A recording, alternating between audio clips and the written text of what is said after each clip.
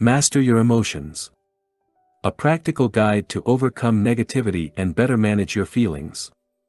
By Thibaut Meurisse. Introduction. The mind in its own place, and in itself, can make a heaven of hell, a hell of heaven. John Milton, poet. We all experience a wild range of emotions throughout our lives. I had to admit, while writing this book, I experienced highs and lows myself. At first, I was filled with excitement and thrilled at the idea of providing people with a guide to help them understand their emotions. I imagined how readers' lives would improve as they learned to control their emotions. My motivation was high and I couldn't help but imagine how great the book would be. Or so I thought. After the initial excitement, the time came to sit down to write the actual book, and that's when the excitement wore off pretty quickly. Ideas that looked great in my mind suddenly felt dull. My writing seemed boring, and I felt as though I had nothing substantive or valuable to contribute. Sitting at my desk and writing became more challenging each day. I started losing confidence. Who was I to write a book about emotions if I couldn't even master my own emotions? How ironic. I considered giving up. There are already plenty of books on the topic, so why add one more? At the same time, I realized this book was a perfect opportunity to work on my own emotional issues. And who doesn't suffer from negative emotions from time to time? We all have highs and lows, don't we? The key is what we do with our lows. Are we using our emotions to grow? Are we learning something from them? Or are we beating ourselves up over them? So, let's talk about your emotions now. Let me start by asking you this. How do you feel right now? Knowing how you feel is the first step toward taking control of your emotions. You may have spent so much time internalizing you've lost touch with your emotions. Perhaps you answered as follows: I feel this book could be useful, or I really feel I could learn something from this book. However, none of these answers reflect how you feel. You don't feel like this, or feel like that, you simply feel. You don't feel like this book could be useful, you think this book could be useful, and that generates an emotion which makes you feel excited about reading it. Feelings manifest as physical sensations in your body, not as an idea in your mind. Perhaps, the reason the word feel is so often overused or misused is because we don't want to talk about our emotions. So, how do you feel now? Why is it important to talk about emotions? How you feel determines the quality of your life. Your emotions can make your life miserable or truly magical. That's why they are among the most important things to focus on. Your emotions color all your experiences. When you feel good, everything seems, feels, or tastes better. You also think better thoughts. Your energy levels are higher and possibilities seem limitless. Conversely, when you feel depressed, everything seems dull. You have little energy and you become unmotivated. You feel stuck in a place, mentally and physically, you don't want to be, and the future looks gloomy. Your emotions can also act as a powerful guide. They can tell you something is wrong and allow you to make changes in your life. As such, they may be among the most powerful personal growth tools you have. Sadly, neither your teachers nor your parents taught you how emotions work or how to control them. I find it ironic that just about anything comes with a how-to manual, while your mind doesn't. You've never received an instruction manual to teach you how your mind works and how to use it to better manage your emotions, have you? I haven't. In fact, until now, I doubt one even existed. What you'll learn in this book. This book is the how-to manual your parents should have given you at birth. It's the instruction manual you should have received at school. In it, I'll share everything you need to know about emotions so you can overcome your fears and limitations and become the type of person you really want to be. You'll learn what emotions are, how they are formed, and how you can use them for your personal growth.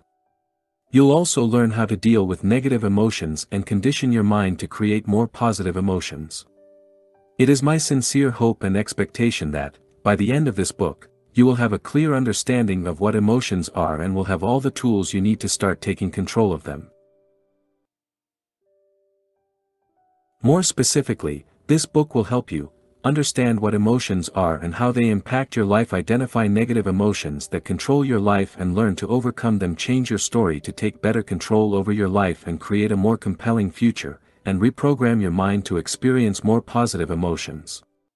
Here is a more detailed summary of what you'll learn in this book. In Part 1, we'll discuss what emotions are. You'll learn why you are wired to focus on negativity and what you can do to counter this effect. You'll also discover how your beliefs impinge upon your emotions. Finally, you'll learn how negative emotions work and why they are so tricky. In Part 2, we'll go over the things that directly impact your emotions. You'll understand the roles your body, your thoughts, your words, or your sleep play in your life and how you can use them to change your emotions. In Part 3, you'll learn how emotions are formed.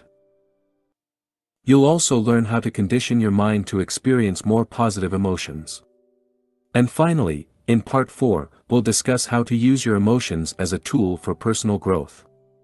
You'll learn why you experience emotions such as fear or depression and how they work. You'll then discover how to use them to grow. Let's get started. How to use this book.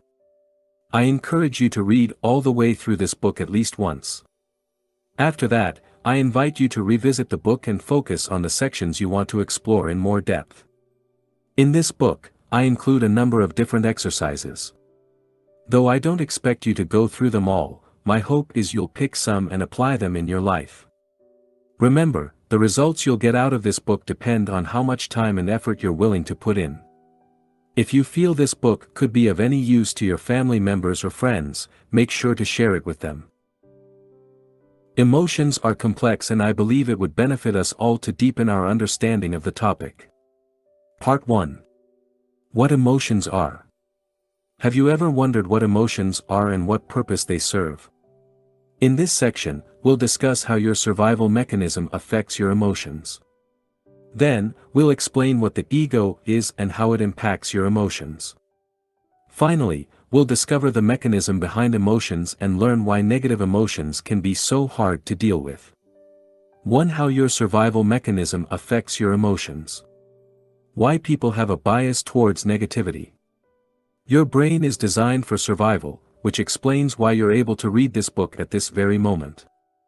When you think about it, the probability of you being born was extremely low. For this miracle to happen, all the generations before you had to survive long enough to procreate. In their quest for survival and procreation, they must have faced death hundreds or perhaps thousands of times.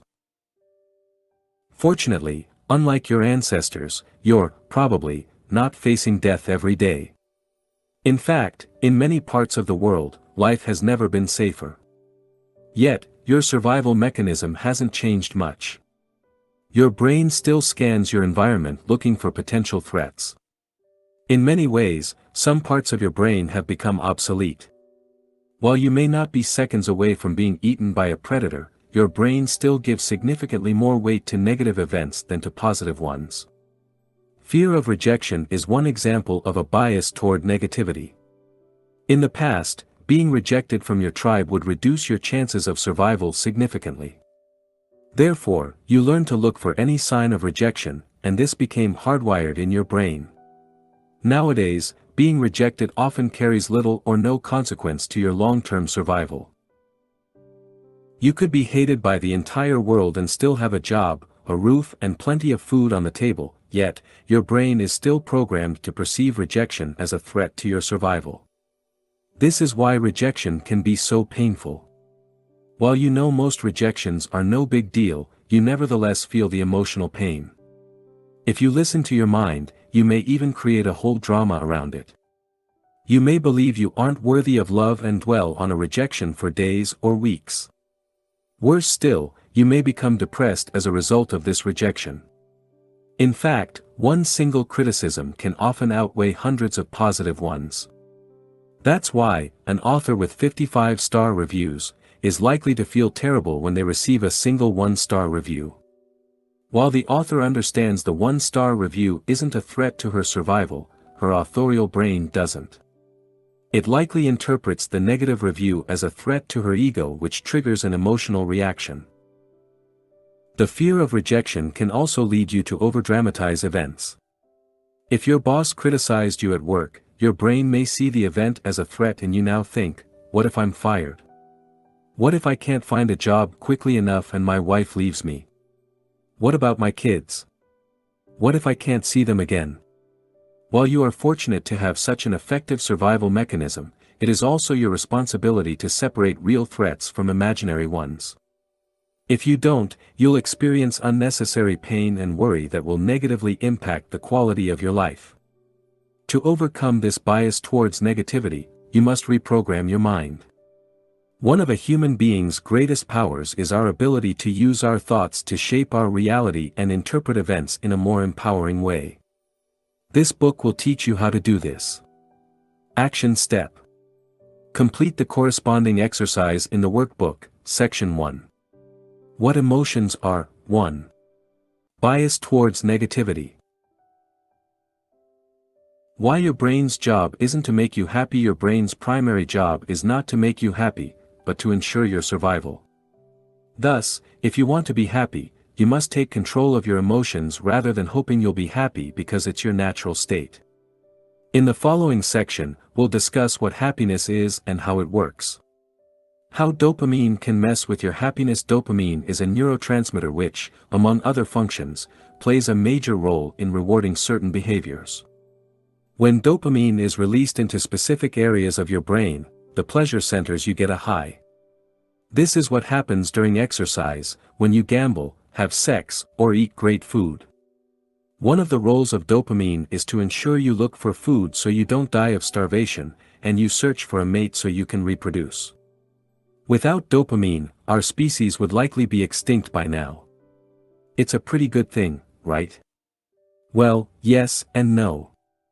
In today's world, this reward system is, in many cases, obsolete.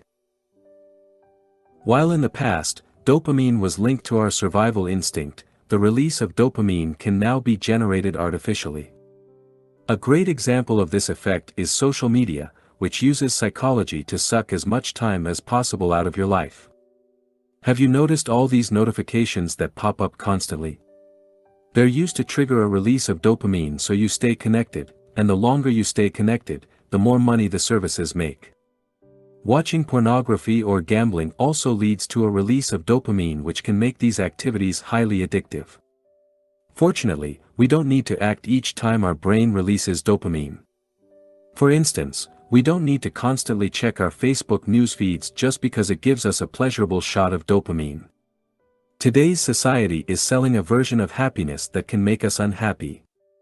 We've become addicted to dopamine largely because of marketers who have found effective ways to exploit our brains. We receive multiple shots of dopamine throughout the day and we love it. But is that the same thing as happiness? Worse than that, dopamine can create real addictions with severe consequences on our health. Research conducted at Tulane University showed that, when given permission to self-stimulate their pleasure center, participants did it an average of 40 times per minute. They chose the stimulation of their pleasure center over food, even refusing to eat when hungry. Korean, Lee Sung-seop is an extreme case of this syndrome. In 2005, Mr. Seop died after playing a video game for 58 hours straight with very little food or water, and no sleep. The subsequent investigation concluded the cause of death was heart failure induced by exhaustion and dehydration. He was only 28 years old. To take control of your emotions, it is essential you understand the role dopamine plays and how it affects your happiness. Are you addicted to your phone? Are you glued to your TV? Or maybe you spend too much time playing video games. Most of us are addicted to something. For some people it's obvious, but for others, it's more subtle. For instance, you could be addicted to thinking. To better control your emotions, it is important to shed the light on your addictions as they can rob you of your happiness. The "one day I will" myth. Do you believe that one day you will achieve your dream and finally be happy? This is unlikely to happen. You may, and I hope you will, achieve your dream, but you won't live happily ever after. This is just another trick your mind plays on you. Your mind quickly acclimates to new situations, which is probably the result of evolution and our need to adapt continually in order to survive and reproduce. This is also probably why the new car or house you want will only make you happy for a while. Once the initial excitement wears off, you'll move on to crave the next exciting thing. This phenomenon is known as hedonic adaptation. How hedonic adaptation works. Let me share an interesting study that will likely change the way you see happiness. This study, which was conducted on lottery winners and paraplegics, was extremely eye-opening for me. Conducted in 1978, the investigation evaluated how winning the lottery or becoming a paraplegic influence happiness. The study found that 1 year after the event, both groups were just as happy as they were beforehand. Yes, just as happy, or unhappy. You can find more about it by watching Dan Gilbert's TED Talk, The Surprising Science of Happiness here. Perhaps you believe that you'll be happy once you've made it. But, as the above study on happiness shows, this is simply not true. No matter what happens to you, you'll revert back to your predetermined level of happiness once you've adapted to the new event.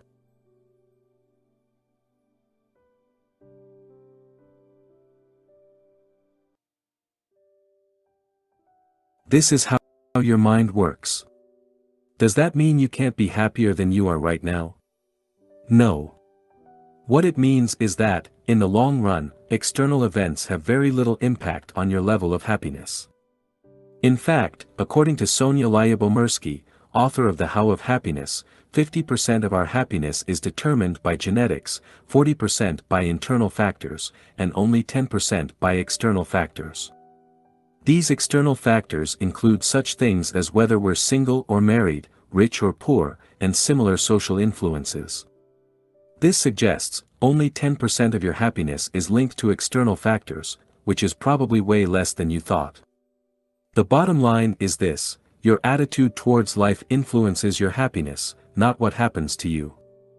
By now, you understand how your survival mechanism impacts negatively your emotions and prevent you from experiencing more joy and happiness in your life. In the next section, we'll learn about the ego. Action step. Use the workbook to write down things that give you shots of dopamine. Section 1. What emotions are? 2. Happiness. 2. What is the ego? Your survival mechanism is not the only factor affecting your emotions. Your ego also plays a major role in shaping the way you feel. Thus, to gain more control over your emotions, it is fundamental you understand what your ego is and how it works. Now, let's clarify what we mean by ego. We often say of someone he has a big ego, referring to the ego as something close to pride. While pride is certainly a manifestation of ego, that's only one part of it. You may show no pride and appear humble while still being controlled by your ego. So, what is the ego? The ego refers to the self-identity you've constructed throughout your life. How was this identity created? Put simply, the ego was created through your thoughts and, as a mind-created identity, has no concrete reality. Events that happen to you bear no meaning in themselves. You give them meaning only through your interpretation of those events. Additionally, you accept things about yourself because people told you to do so. What's more, you identify with your name, your age, your religion, your political belief, or your occupation in a similar way. This attachment has consequences. As we'll see later in this book, attachment creates beliefs, and these beliefs lead you to experience certain emotions. For instance, you may become offended when people criticize your religion or attack your political principles. Note that throughout this book, we'll refer to the ego as your story or your identity, using these words interchangeably. Are you aware of your ego? Your understanding of the way your ego works depends on your level of self-awareness. People at the lowest level of consciousness are not even aware the ego exists and, as a result, are enslaved by it. On the other hand, highly self-conscious people can see through their ego. They understand how belief works and how excessive attachment to a set of beliefs can create suffering in their life. In effect, these individuals become the master of their mind and are at peace with themselves. Note that the ego is neither good nor bad, it's just a result of a lack of self-awareness. It fades away as you become aware of it, since ego and awareness cannot coexist. Your ego's need for an identity. Your ego is a selfish entity, only concerned about its own survival. Interestingly, it's rather similar to your brain in the way it operates. It has its own survival mechanism and will do whatever it can to persist. As with your brain, its primary concern is neither your happiness nor your peace of mind. On the contrary, your ego is restless. It wants you to be a go-getter. It wants you to do, have and achieve great things so you can become a somebody. As we already mentioned, your ego needs an identity to exist. The way it does that is through identification with things, people, or beliefs and ideas. Now, let's look at some of the things your ego identifies with to strengthen its identity: physical items. The ego likes to identify with physical things. Needless to say, it thrives in today's world. Perhaps, we can say capitalism and the consumer society we're living in today is the creation of collective egos, which is why it has been the dominant economic model in the recent decades. Marketers perfectly understand people's need to identify with things. They know people don't just buy a product, they also buy the emotions or story attached to the product. Often, you buy certain clothes or a particular car because you want to tell a story about yourself. For instance, you may want to enhance your status, look cool or express your unique personality, and choose the products most closely associated with these ideals. This is how the ego works. It uses things to create a story you can identify with. It doesn't mean things are wrong per se. It's a negative issue only when you become overly attached to things, believing they can fulfill you, which they can't. Your body. Most people derive their self-worth from their physical appearance. Your ego loves the way you look because it is the easiest thing to recognize and quantify. When you strongly associate with your physical appearance, you tend to identify more easily with physical and emotional pain. Believe it or not, you can observe your body without identifying with it. Friends/acquaintances. The ego also derives its sense of identity from your relationships with others. The ego is only interested in what it can get from others. In other words, the ego thrives on the way it can use people to strengthen its identity. If you are honest with yourself, you'll realize most of the things you do are attempts to obtain the approval of others. You want your parents to be proud of you, your boss to respect you, and your wife to love you. Now, let's see in more detail how the ego works in the following cases: parent/child relationships. Some parents' egos lead to the creation of a strong sense of attachment and identification with their children. This is based on the false belief their children are their possessions. As a result, they try to control their children's lives and use them to live the life they wanted to live when they were younger. This is called living vicariously through your children. You see this all the time. Next time you watch a junior soccer, or baseball, game, watch the parents on the touchline to see how some react. Try spotting the parents living vicariously. They are the ones screaming the loudest, and not simply in encouragement. This may happen largely unconsciously. Couples. The feeling of needing someone is very much a play of the ego as well. Anthony de Mello has a beautiful way to put it when he says, "Loneliness is not cured by human company. Loneliness is cured by contact with reality, by understanding that we don't need people." Anthony de Mello. Once you realize you don't actually need anyone, you can start enjoying people's company. You can see them as they really are rather than trying to get something from them. Your beliefs. Your ego also uses beliefs to strengthen its identity. In extreme cases, people become so attached to their beliefs they are ready to die to protect them. Worse still, they are willing to kill people who disagree with them. Religion is a perfect illustration of the dangers of excessive attachment to beliefs.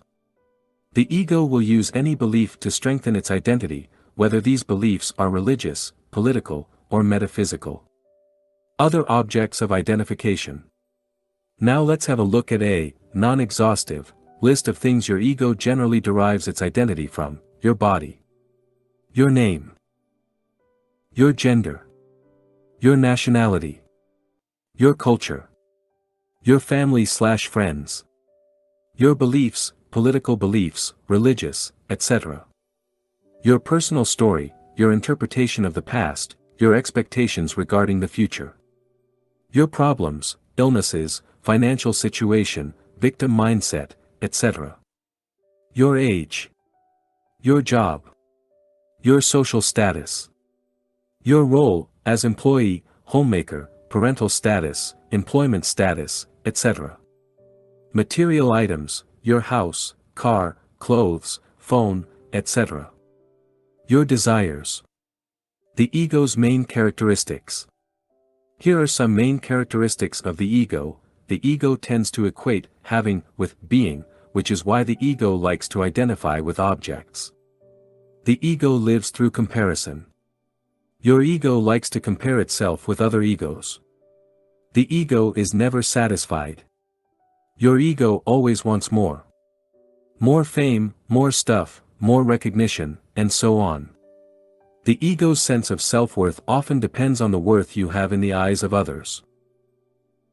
Your ego needs the approval of other people to feel valued.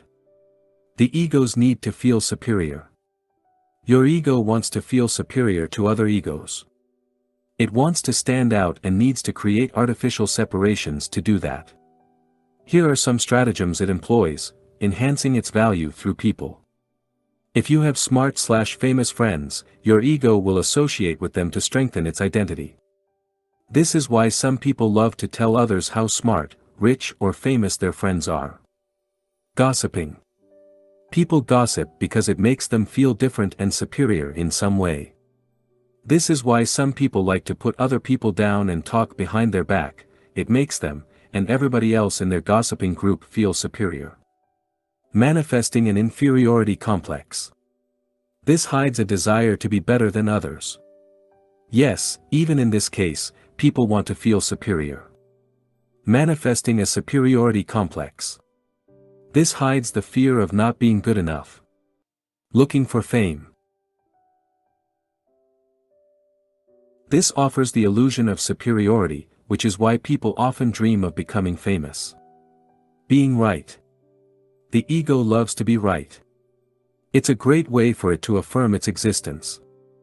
Have you noticed that everybody, from Adolf Hitler to Nelson Mandela, believe they're doing the right thing? Most people think they are correct. But can everybody be right? Complaining. When people complain, by definition they believe they are right and others are wrong. It works with objects as well. Have you ever bumped into a table and complained or even insulted it? I have, and the darn table was wrong to be in my way, wasn't it? Seeking attention. The ego likes to stand out. It loves recognition, praise, or admiration. To seek attention, people may also commit crimes, wear eccentric clothes, or have tattoos all over their body. Your ego's impact on your emotion. Understanding the way your ego works can help you better control your emotions. To do this, you must first realize your current story is the result of a strong identification with people, things, or ideas. This strong identification is the root of many of the negative emotions you experience in your life. For instance, when life doesn't unfold according to your personal story, you get upset, or when someone challenges one of your beliefs, you become defensive. In short, most of your emotions are based on your personal story and the way you perceive the world. As you replace your current story with a more empowering one, while, at the same time, letting go of your excessive attachment to things, people, or ideas, you will be able to experience more positive emotions. Later in this book, we'll see how you can change the way you interpret events. Action step. Take a few minutes to answer the questions in the workbook, Section 1. What emotions are? 3. The nature of the ego. 3. The nature of emotions. Emotions can be tricky. In this section, we'll discuss in depth how they work. By understanding the mechanism behind emotions, you'll be able to manage them more effectively as they arise. The first thing to understand is that emotions come and go. One moment you feel happy, the next you feel sad. While you do have some control over your emotions, you must also recognize their unpredictable nature. If you expect to be happy all the time, you set yourself up for failure. You then risk blaming yourself when you fail to be happy, or even worse, beat yourself up for it. To start taking control of your emotions, you must accept they are transient. You must learn to let them pass without feeling the need to identify strongly with them.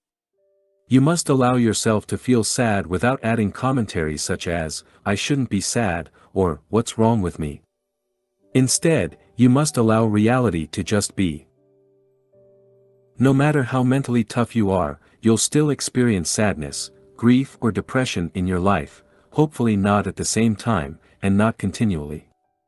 At times, you'll feel disappointed, betrayed, insecure, resentful or ashamed. You'll doubt yourself and doubt your ability to be the person you want to be. But that's okay because emotions come, but, more importantly, they go. Your negative emotions are not bad or useless. You may blame yourself for experiencing negative emotions or, perhaps, you see yourself as mentally weak.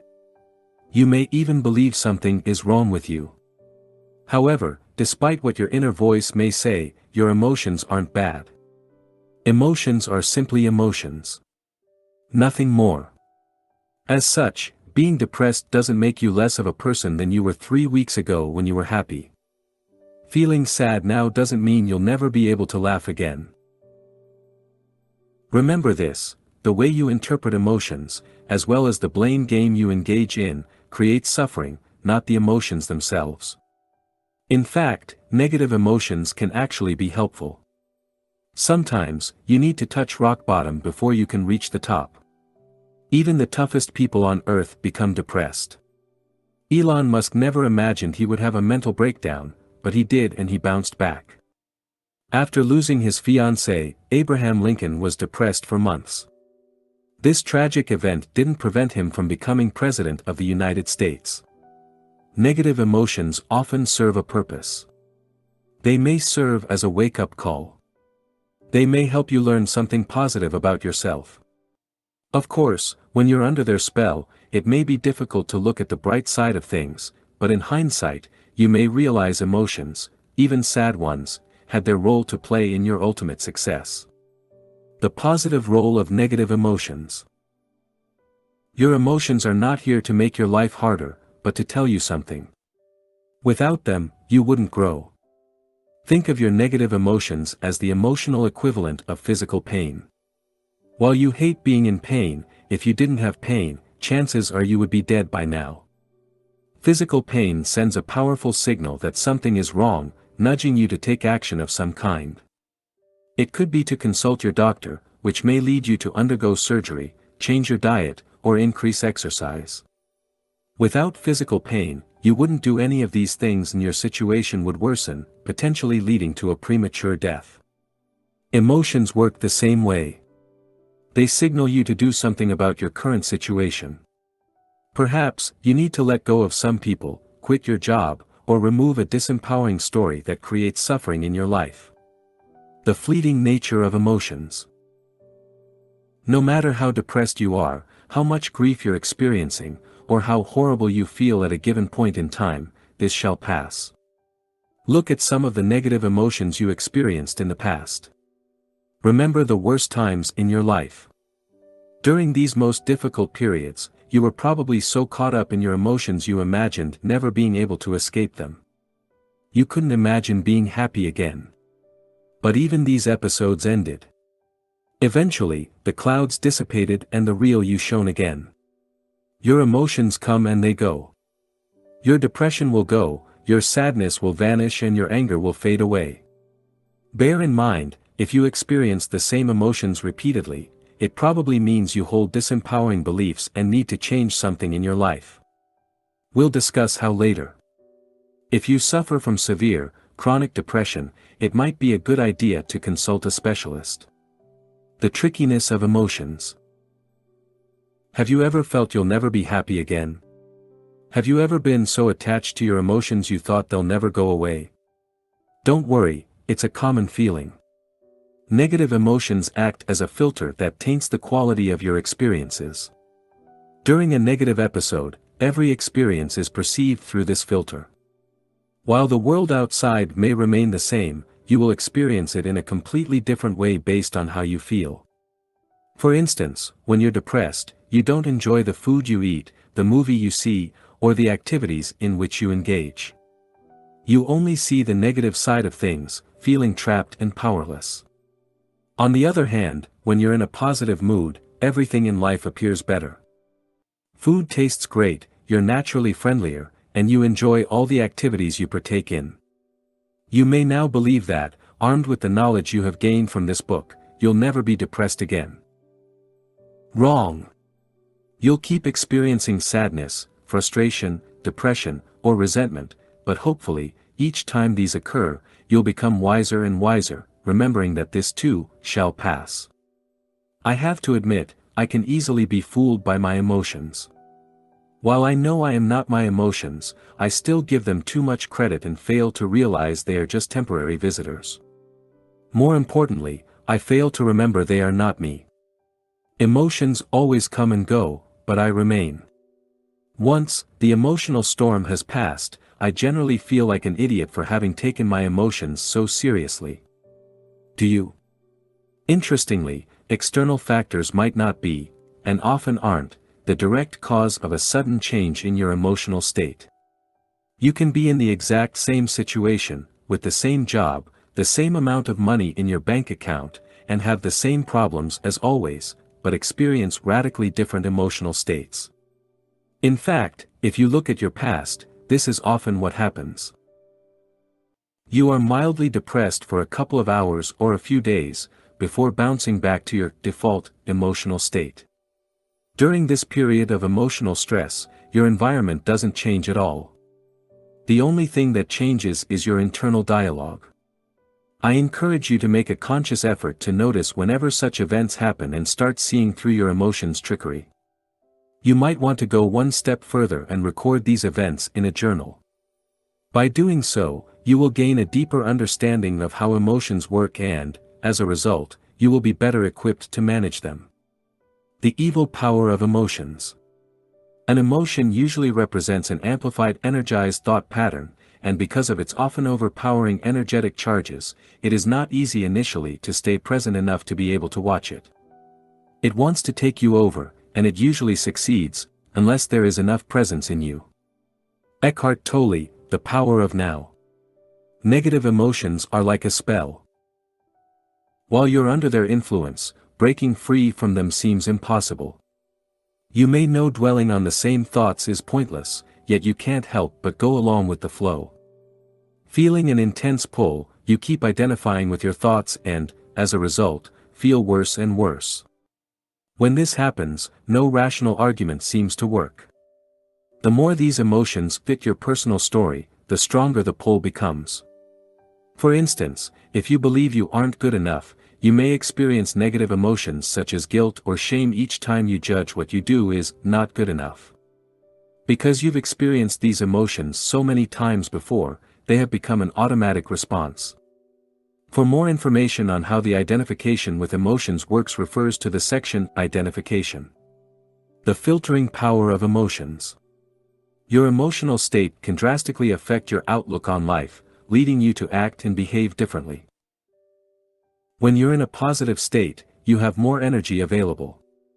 This gives you more confidence in everything you do. An openness to consider new actions that could improve your life.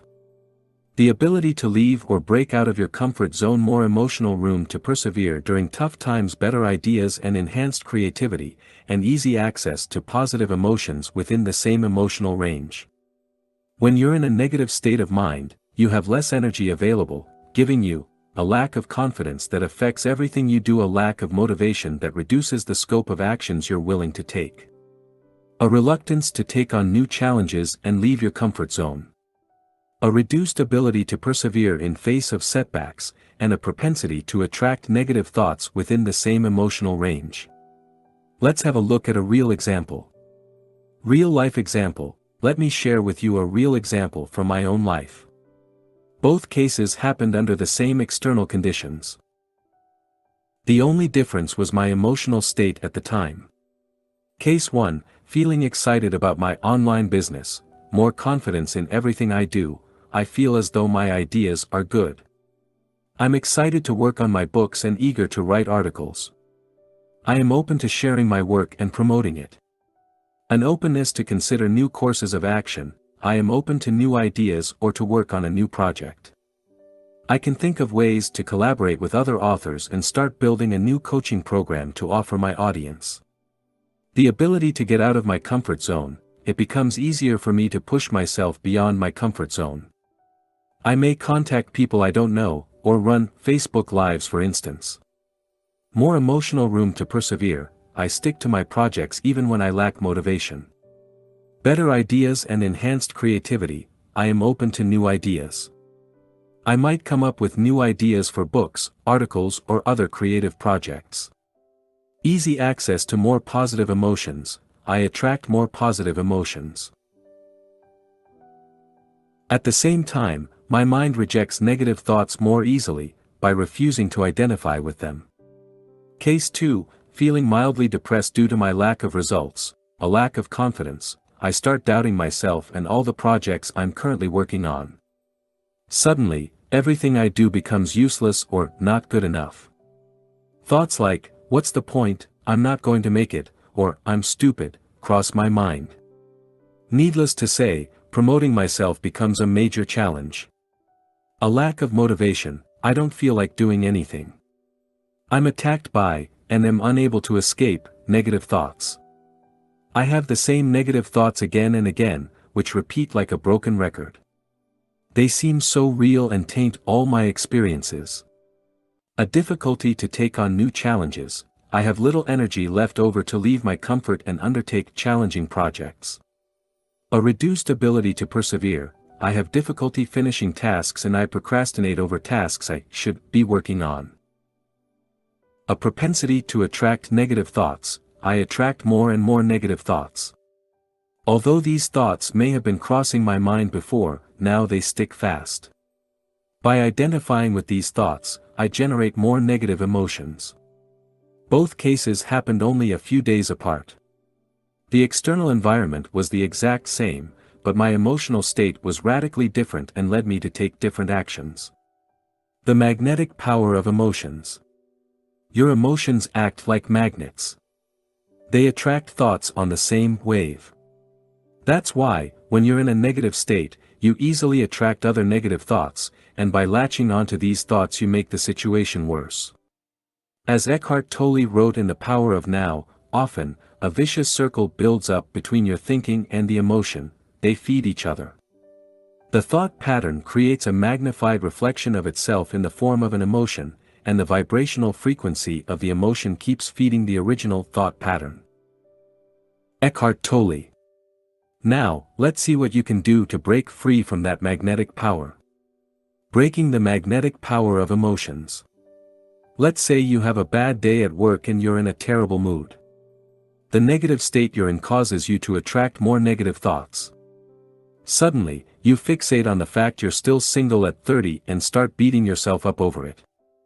Then, you blame yourself for being overweight. You also remember you have to go to the office the following Saturday, which reminds you how much your job sucks. Do you see how much easier it is to attract negative thoughts when you're feeling low? To prevent this from happening, it is essential you remove the habit of clustering negative thoughts together. Real life example, I have knee problems, which prevents me from practicing many sports. Since I've always loved sports, these injuries have been a source of emotional pain. Fortunately, I seldom feel pain in my knees, but when I do, it can trigger negative emotions. One day, as I was observing my thought process, we all have different hobbies, haven't we? I realized experiencing pain in my knees negatively affected my mood, triggering more negative emotions in a negative feedback loop. The pain would cause me to focus on all the things that were going wrong, from my work to my personal life. As a result, I would experience negative emotions for hours, or even days. The point I'm making is, no matter how great your life is, if you spend most of your time focusing on your problems, you'll become depressed. Thus, to reduce negative emotions, you must learn to compartmentalize your issues. Don't let your mind overdramatize things by clustering unrelated issues. It will only make you feel worse. Instead, remember that negative emotions exist only in your mind. Taken separately, most of your issues aren't such a big deal, and there is no rule that says you have to solve them all at once. Start noticing how you feel. Record your negative emotions. Look at what triggers them. The more you do this, the more you will uncover certain patterns. For example, let's say you felt sad for a couple of days. Ask yourself the following questions. What triggered my emotions? What fueled them over the 2-day period? What story was I telling myself? How and why did I get out of my slump? What can I learn from this episode? Answering these questions will be invaluable and will greatly help you deal with similar issues in the future. Your emotional accessibility. We previously saw you attract thoughts that matched your emotional state.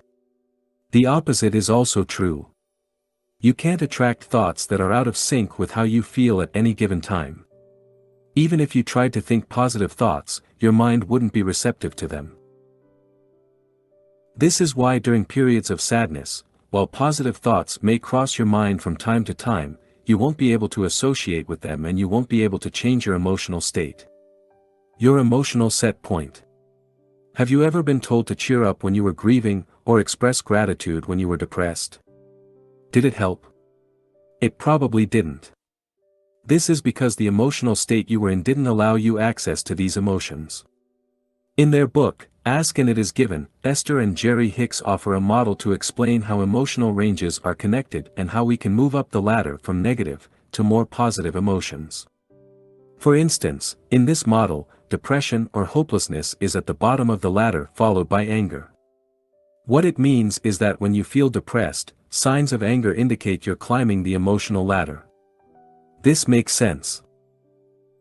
When you're angry, you have more energy than when you're depressed, right? Recently, after being depressed for a while, I experienced feelings of anger.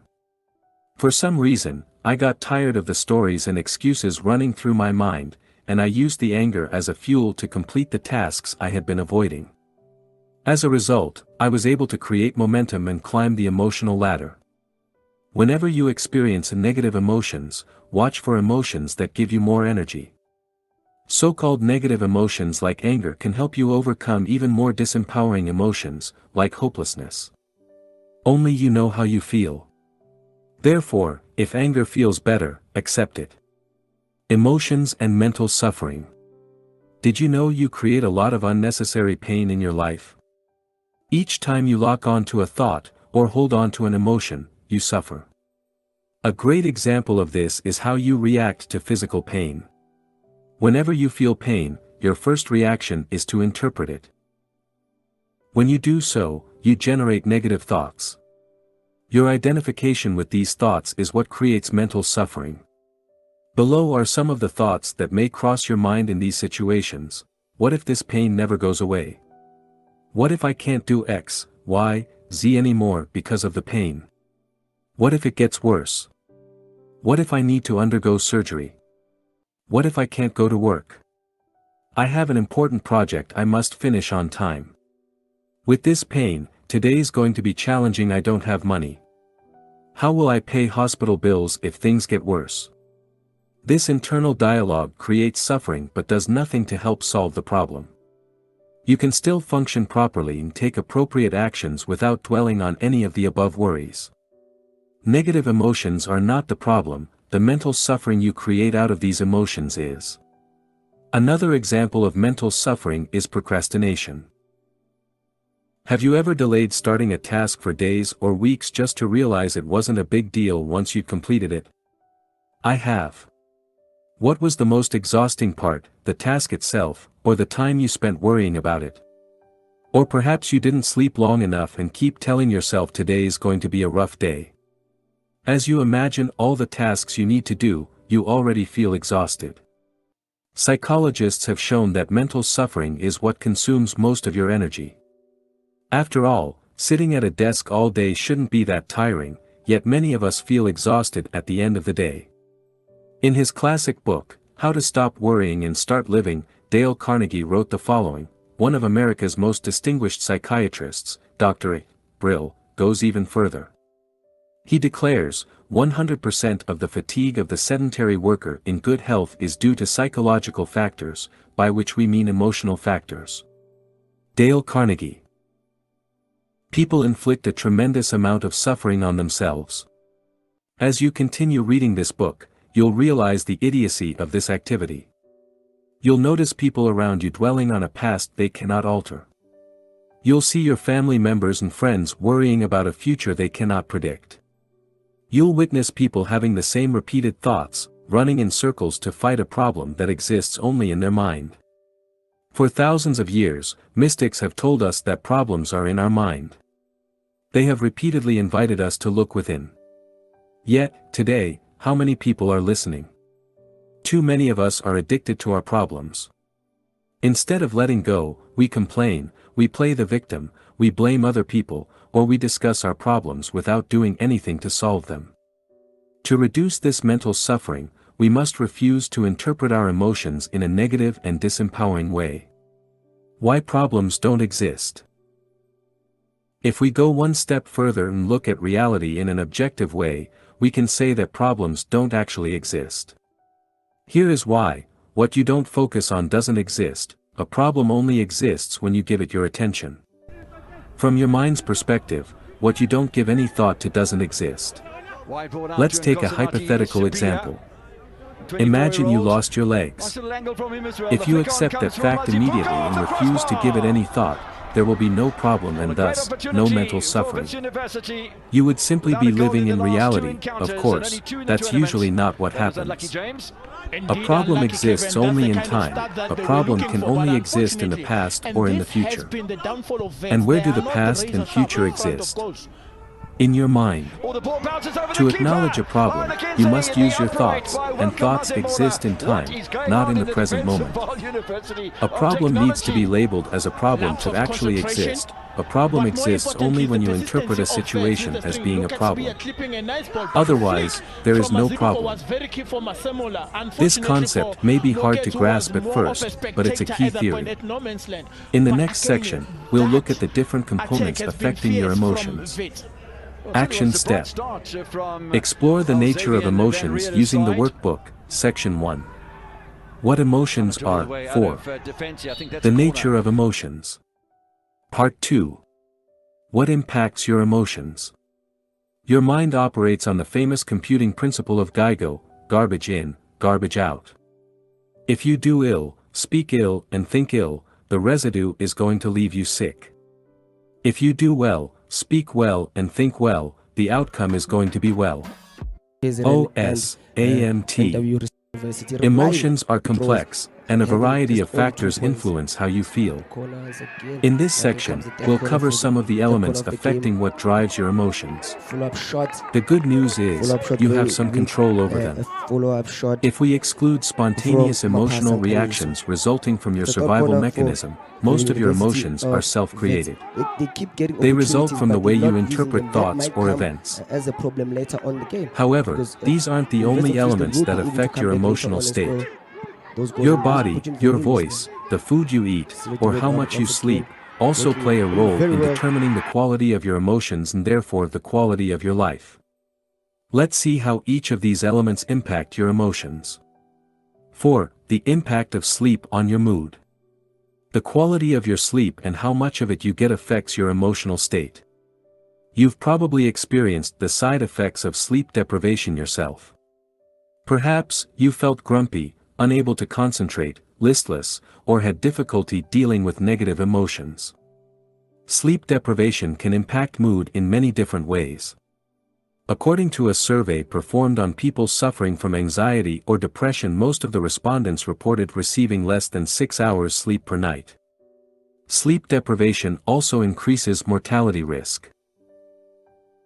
A 2016 study conducted by researchers at non-profit organization, RAND Europe, estimated that people sleeping less than 6 hours a night had a 13% increased mortality risk than people sleeping between 7 and 9 hours.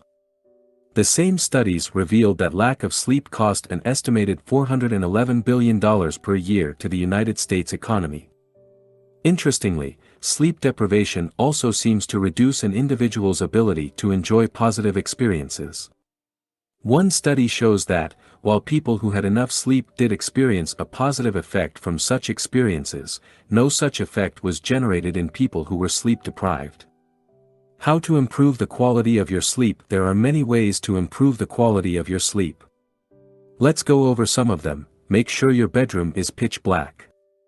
Many studies have shown that the darker the bedroom is, the better we tend to sleep. If your room isn't pitch black, what can you do to make it darker? Maybe you can buy a sleep mask, or curtains that do a better job at blocking daylight. Avoid using electronic devices. This applies to smartphones, tablets, televisions, and the like. According to sleepfoundation.org, studies have shown that even our small electronic devices emit sufficient light to miscue the brain and promote wakefulness. As adults, we are subject to these influences, and our children are particularly susceptible.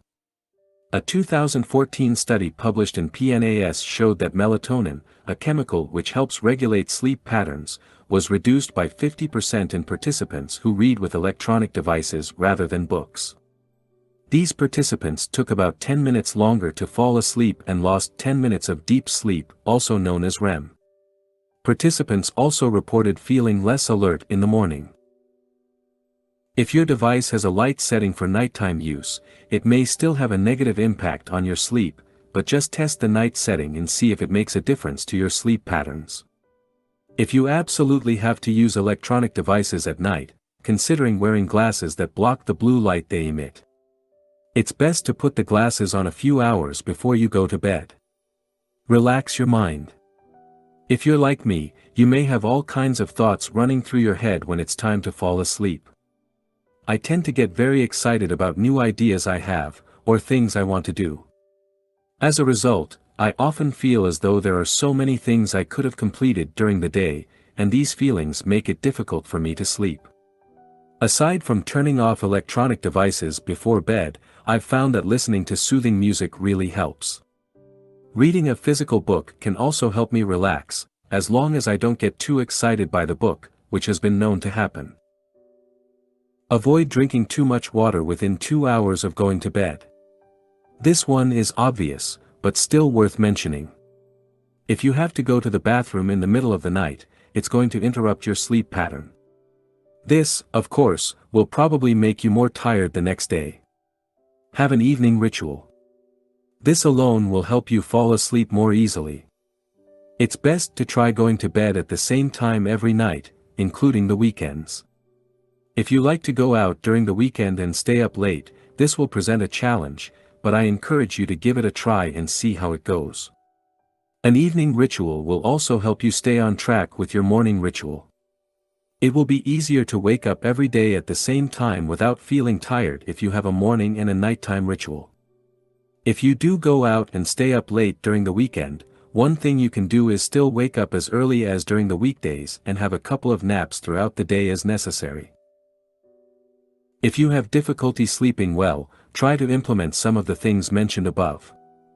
The best advice I can give you is to keep trying different strategies until you figure out what works best for you. 5. Using your body to influence your emotions. Our bodies change our minds change our behavior, and our behavior changes our outcomes. Amy Cuddy. Social psychologist. Body language and body posture. By changing your body language and your body posture, you can alter the way you feel. When you are confident or happy, you expand your body and make yourself bigger. Have you noticed how men straighten their backs, expand their chests, and tighten their stomachs when they see an attractive woman? That's an unconscious behavior designed to show confidence and power, the same way gorillas pound their chests. In one of her experiments, Amy Cuddy, a social psychologist at Harvard Business School, showed that participants who adopted a high-power pose for just 2 minutes displayed characteristics similar to those of confident and powerful people. More specifically, she noticed the following hormonal changes. After adopting a high-power pose for 2 minutes, testosterone increased by 25%. Cortisol decreased by 10%, and risk tolerance increased, with 86% of participants choosing to partake in a game of chance. After adopting a low-power pose for 2 minutes, testosterone decreased by 10%. Cortisol increased by 15%, and risk tolerance decreased, with only 60% of participants choosing to partake in a game of chance. As you can see, you can actually change the way you feel merely by changing your body posture or facial expression. It is what some people call, fake it until you make it. For instance, you can put a smile on your face to make you feel happier. Conversely, you can negatively affect your mood and even create a depression by changing your body posture.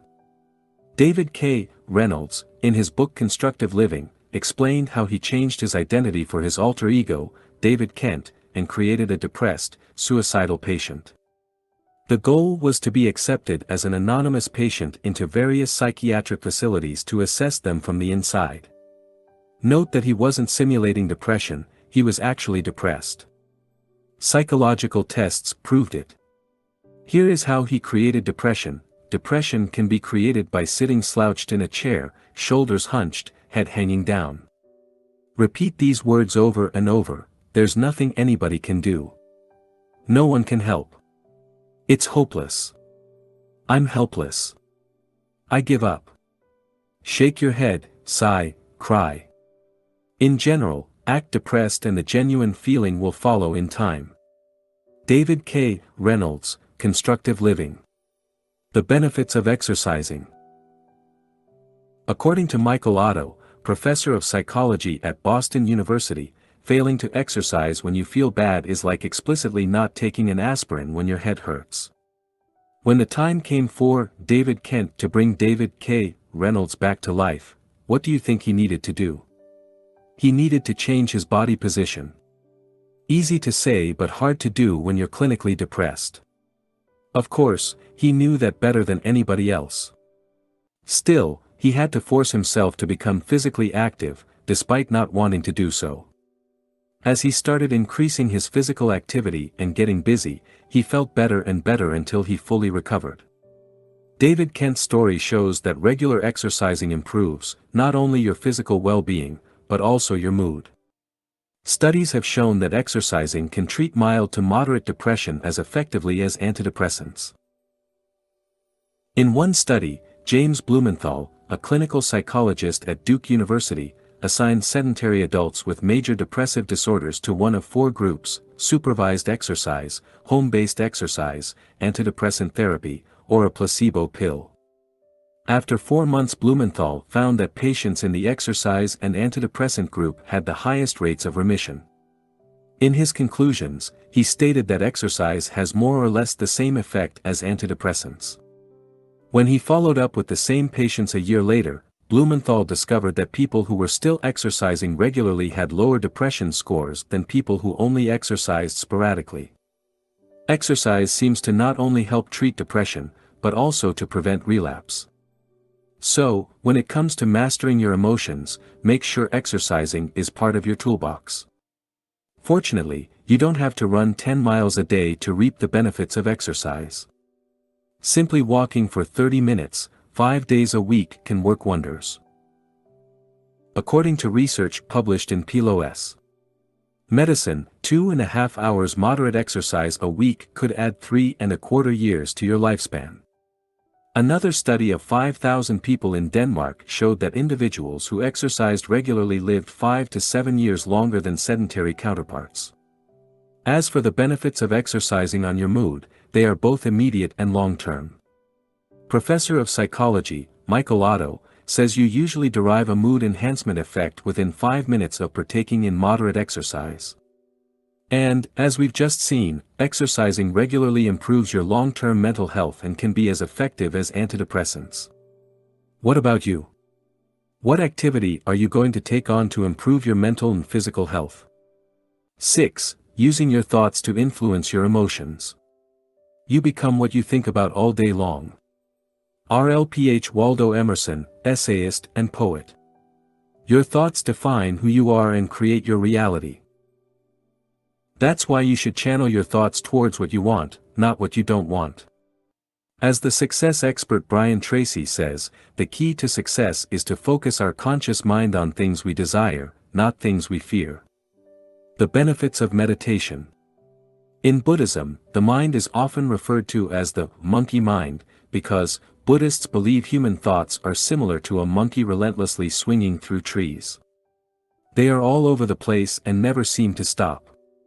Meditation helps tame the monkey and cure it of restlessness. As you meditate, you become aware of the incessant flow of thoughts popping into your mind.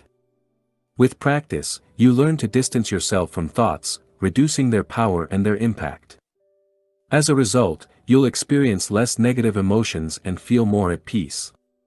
The benefits of visualization. Did you know your subconscious can't clearly distinguish real experiences from fake ones?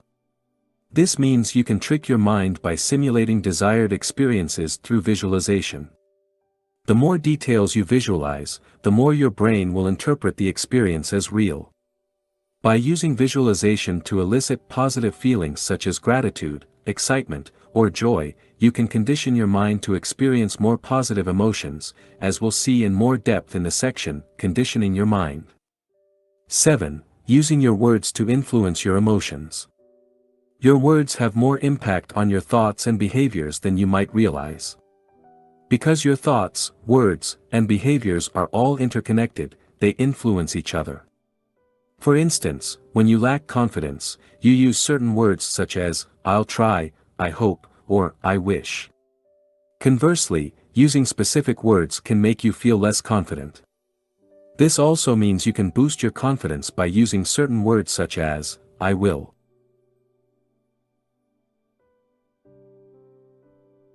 For instance, saying, "I will change career," or "I will complete this project by the end of this month," will make you feel more confident than saying, "I hope I can change career," or "I'll try to complete this project by the end of this month." To enhance your confidence, replace words that show self-doubt with words that display confidence as shown below. Words to be avoided: would / could / should / might try / hope / wish. Maybe / perhaps. If everything is okay. If everything goes well. Words to be used instead: I will. Absolutely. Definitely. Of course. Sure. Certainly. Obviously. Without any doubt. No problem. The power of positive affirmations. Positive affirmations are sentences you repeat to yourself on a regular basis until your subconscious mind accepts them as true. Over time they help you condition your mind to experience positive emotions such as confidence or gratitude. For more information on how to condition your mind, refer to the section, Conditioning Your Mind. How to use positive affirmation. Use the present tense and not the future tense, I am, not, I will. Avoid negative forms like, I am not shy. Instead, use, I am confident. Repeat the sentence again and again for 5 minutes.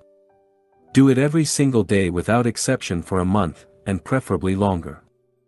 Use visualization at the same time and involve your emotions. Some examples of powerful affirmations: I love being confident. I am independent of the good or bad opinions of others. I am beneath no one and no one is beneath me. I love you. Add your name and say it while looking into your eyes in the mirror, e.g., I love you, Thibaut. Awkward, isn't it? Thank you. Exercise. Use positive affirmation for 5 minutes daily. Notice words that show a lack of commitment, confidence, or assertiveness. Go over your emails before you send them and remove phrases such as, I'll try, I should, I hope, etc. Replace them with, I will, or something equally assertive.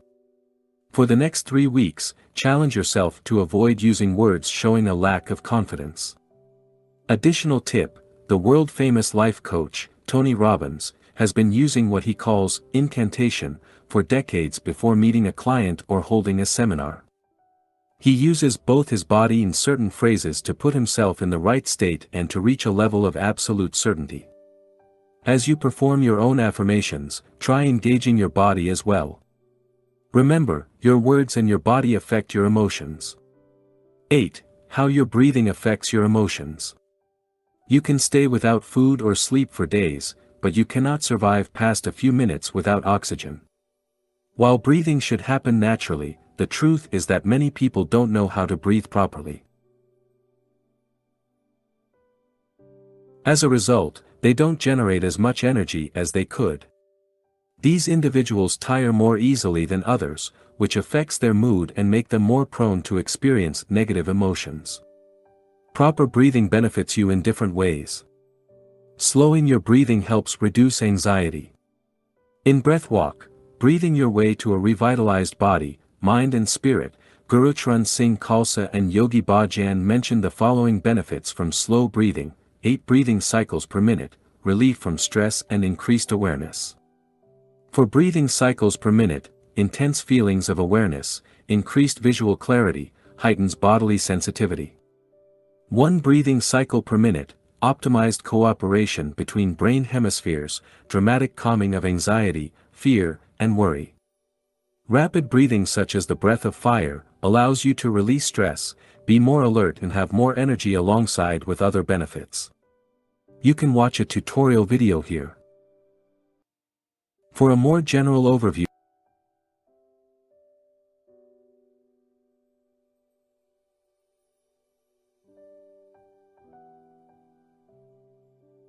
on how to breathe properly, I invite you to watch the video here.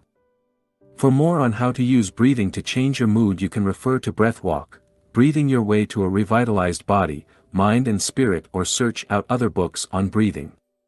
9. How your environment affects your emotions. Your environment also influences the way you feel. By environment, I mean everything around you can affect you in some way. It could be people you hang out with, TV shows you watch, or the place you live. For instance, negative relatives may drag you down, while a messy desk may be demotivating. I've noticed that when I feel demotivated, decluttering my desk, cleaning my room, or reorganizing files on my computer often gives me a boost of motivation. For more on how you can use your environment to change your emotions, see the section, Changing Your Environment. 10. How music affects your emotions. We all know music affects our mood. Who hasn't listened to Rocky's song while working out? For instance, music can help you relax when you're tired, motivate you when you're in a slump, help you persevere when you're at the gym, help you access feelings of gratitude, and put you in a positive mood state. Some studies have shown that listening to positive music can help people boost their mood. In a study conducted in 2012, participants reported higher positive mood after listening to a positive song for just 12 minutes, 5 times, over a 2-week period. Interestingly, it only worked with participants who were told to make an effort to boost their mood. Other participants didn't report such mood improvement. Another study conducted in 2014 showed that music can help reduce negative mood and boost self-esteem as indicated below. Specifically, the most significant results of the music interventions on the psychological side can be identified in the aspects more closely related to mood, especially in the reduction of the depressive and anxieties component, and in the improvement of the emotional expression, communication and interpersonal skills, self-esteem and quality of life.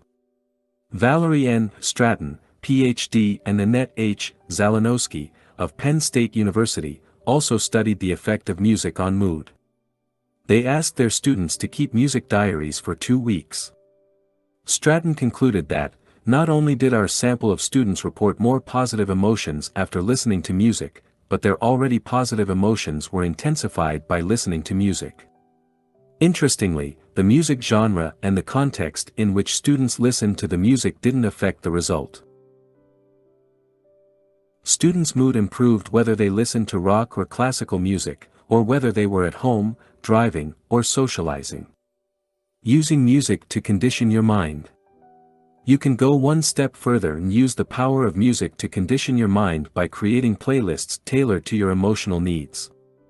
Building playlists is time-consuming, but well worth the effort. The world-class endurance athlete and coach, Christopher Bergland, uses music to help him stay motivated and perform at his best.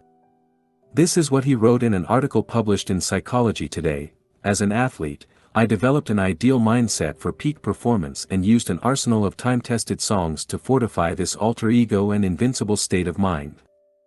During my training and races, it became obvious that even in really horrible weather conditions, or when I was physically suffering, that I could use music, and my imagination, to create a parallel universe that had little to do with reality. I used music to stay optimistic and see the glass as perpetually half full while doing ultra-endurance races. You can use music as a tool when you work out or in your daily life the same way. Christopher also enjoys listening to specific songs before a big interview or when he does public speaking. Personally, I like to listen to songs that make me feel grateful. What about you? How can you use music to improve your mood? Exercise. Experiment with different types of music. Experiment with different types of music and see how you can use them to boost your mood. For instance, you could use music to help you meditate, work out, or do your homework. As you do so, keep the following points in mind. Everybody is different. Don't listen to a song because it's popular. Listen to it because it makes you feel the way you want to feel. We all have different musical tastes. The only thing that matters is how you feel when you listen to music. Keep experimenting, listen to different types of music and see how they make you feel. Are you inspired? Motivated? Happy? Relaxed? Start creating playlists for specific moods you want to experience. Action step.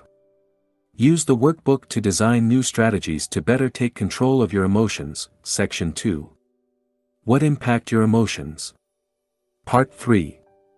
How to change your emotions. The mind always seeks to deny the now and to escape from it. In other words, the more you are identified with your mind, the more you suffer. Or you may put it like this: the more you are able to honor and accept the now, the more you are free of pain, of suffering, and free of the egoic mind. Eckhart Tolle, The Power or Now. In this section, we'll explore how you can deal with negative emotions and condition your mind to experience more positive ones. First, we'll discuss how emotions are formed. Then, we'll discuss the benefit of positive thinking and how to use it to condition your mind. After that, we'll see why positive thinking isn't enough and what else you can do to deal with negative emotions. More specifically, you'll learn how to let go of your emotions. How to change your story and create a more empowering one. How to condition your mind. How to use your behaviors to change your emotions, and how to modify your environment to reduce negative emotions. Finally, I'll share with you a list of short-term and long-term strategies you can use to better deal with negative emotions. Let's get started. 11. How emotions are formed. When a thought emerges on the canvas of your mind, if you don't drop it, its pursuit will either take the form of a desire or an emotion, positive or negative. O.M. Swami, A Million Thoughts. Few people know how emotions are formed. While we experience them all day long, we seldom, if ever, take time to understand why we are feeling certain emotions and how they came into existence. First, let's differentiate two types of negative emotions. The first type are the negative emotions you experience spontaneously. These are the emotions that keep you alive, such as the fear our ancestors felt when they encountered a saber-toothed tiger. The second type of negative emotions are the ones you create in your mind by identifying with your thoughts. These emotions aren't necessarily triggered by external events, although they may be. These emotions tend to last longer than the first type. Here is how they work. A random thought arises. You identify with that thought. This identification creates an emotional reaction. As you keep identifying with that thought, the related emotion grows stronger until it becomes a core emotion. Let's look at some examples. You have money problems, and each time your mind comes up with money-related thoughts you identify with them. As a result, your worry about money intensifies. You had an argument with your friend and fell out with him. You can't stop replaying the scene in your mind. As a result, months have passed and you still haven't called to make up with your friend. You made a mistake at work and are ashamed of yourself. You keep revisiting the same thought over and over. As a result, your feelings of inadequacy grow stronger. Your tendency to identify with negative thoughts repeatedly is what allows them to grow stronger. The more you focus on your financial challenges, the easier it will be for related thoughts to arise in the future. The more you replay the argument with your friend in your head, the stronger the feelings of resentment will grow. Similarly, as you keep thinking of the mistake you made at work, you invite feelings of shame and intensify the situation. The point is, when you give thoughts room to exist, they spread and become major points of focus. This simple process of identification allows seemingly inoffensive thoughts to take control of your mind. This identification with your thoughts, and more importantly, how you choose to interpret them, creates suffering in your life.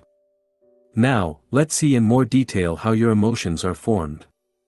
This will help you better deal with negative emotions while allowing positive emotions to grow. Here is a formula to explain how emotions form. Interpretation plus identification plus repetition equals strong emotion. Interpretation is when you interpret an event or a thought based on your personal story. Identification is when you identify with a specific thought as it arises. Repetition is having the same thoughts over and over.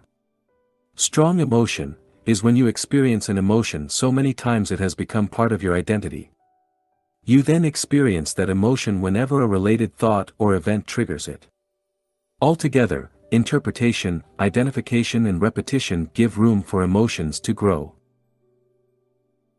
Conversely, whenever you remove one of these elements from the equation, these emotions start losing their power over you. To sum up, for an emotion to grow in intensity and duration, you must first interpret an event or a thought, then, you must identify with that thought as it arises, finally, you must repeat the same thoughts again and again, and identify with it. Now, let's discuss in more depth each component of the formula. 1. Interpretation. Interpretation plus identification plus repetition equals strong emotion. Negative emotions always result from your interpretation of events. That's why two different people might react to the same event in different ways. One might be devastated, while the other might be unaffected. For instance, for a farmer rain could be a blessing, but for someone going on a picnic it would be seen as a curse. That's because of the meaning they give to the event. In short, for negative emotions to arise, you must add your interpretation to a specific event. The event in itself cannot trigger negative emotions without your consent. So, why do you keep experiencing negative emotions? I believe it's because reality fails to meet your expectations. You want reality to be one way, but it turns out to be another. You go on a picnic and want the weather to be good, but it rains. You want a promotion at work, but you don't get it. You want to make money with your side business, but it's not working. Your interpretation of reality creates suffering in your life. Reality in itself can never be upsetting. This is worth repeating. We'll discuss in depth how you can change your interpretation in the next section entitled, Changing Your Story. 2. Identification. Interpretation plus identification plus repetition equals strong emotion. Now, let's focus on the second part of the formula, identification. For an emotion to survive long-term, there must be a process of identification. Emotions cannot persist unless you give them your attention. The more you focus on your emotions, and identify with them, the more powerful they become. People often feel the urge to identify with their emotions and find themselves unable to disengage from them. They fail to realize one of the most important truths in this world: you are not your emotions. Your emotions will come and they will go. So, when you catch yourself saying, "I'm sad," remember you are incorrect. Nobody has ever been sad, because your emotions are not who you are. They can appear to be you, but they will soon disappear, like clouds in the sky. Think of yourself as the sun, and the sun is always there whether or not you perceive it, whether or not it's hidden by the cloud. You are not your emotions. You are not sad, you merely experience feelings that you may call sadness at a given point in time. This is an important point. I hope you can see the difference. Another way to see your emotions is as the clothes you wear. What emotional clothes are you wearing right now? Are they clothes of excitement? Depression? Sadness? Bear in mind, tomorrow, or a week from now, you will likely be wearing different clothes. How long you wear your clothes, your emotions, depends on how much you love them, i.e., how much you're attached to your emotions. An emotion in itself is powerless. What gives it power is your conscious or unconscious identification with it. That's why an emotion given no attention will eventually fade away. Try the following exercise: whenever you're angry, get busy with any activity requiring your full attention. You'll see your anger quickly dissipate. Conversely, keep dwelling on the feelings of anger, and you'll see it grow until it becomes one of your major emotional states. 3. Repetition. Interpretation plus identification plus repetition equals strong emotion. We've seen that the way you interpret an event or a thought determines how you feel. We also know that, as you identify with your thoughts or feelings, they become emotions. Now, if you keep repeating that process, you'll condition your mind to experience these specific emotions, positive or negative. For instance, if you focus your attention on what you believe your friend did to you, feelings of resentment will grow. As a result, you could hold a grudge for months. People often do this. They waste time holding on to negative emotions that serve no purpose just because they can't let go of them. Conversely, if you disengage from your thoughts of resentment and simply observe them, over time they will lose power and the associated resentment will fade away. In fact, if you had let go of the thought of resentment immediately after it arose, your feelings of resentment would have dissipated almost instantly. We'll see how you can let go of your emotion in the section, Letting Go of Your Emotions. Action Step. Resist negative emotions from the past using the workbook, Section 3. How to change your emotions. 1. How emotions are formed. Recall the last time you felt anger, sadness, frustration, fear, or depression. Now, write down what happens for each of the following: interpretation, what events happened and what thoughts arose. Identification, how did you respond to these thoughts? Repetition, did you identify with these thoughts repeatedly? 12. Changing your interpretation. The sight of a slaughterhouse may trigger a negative emotion in you, whereas it may be positive for the business owner and natural for the machine operator. It all depends on how you are conditioned. Om Swami, a million thoughts. In itself, an event or a thought has no power to alter your emotional state. What generates emotions is the way you choose to interpret the event or thought. This is why two people can react differently to the same situation. One will see a problem and blame external circumstances, while the other will see an opportunity to be embraced. One will get stuck, the other will grow. The way you interpret events is closely linked to general assumptions you hold about life.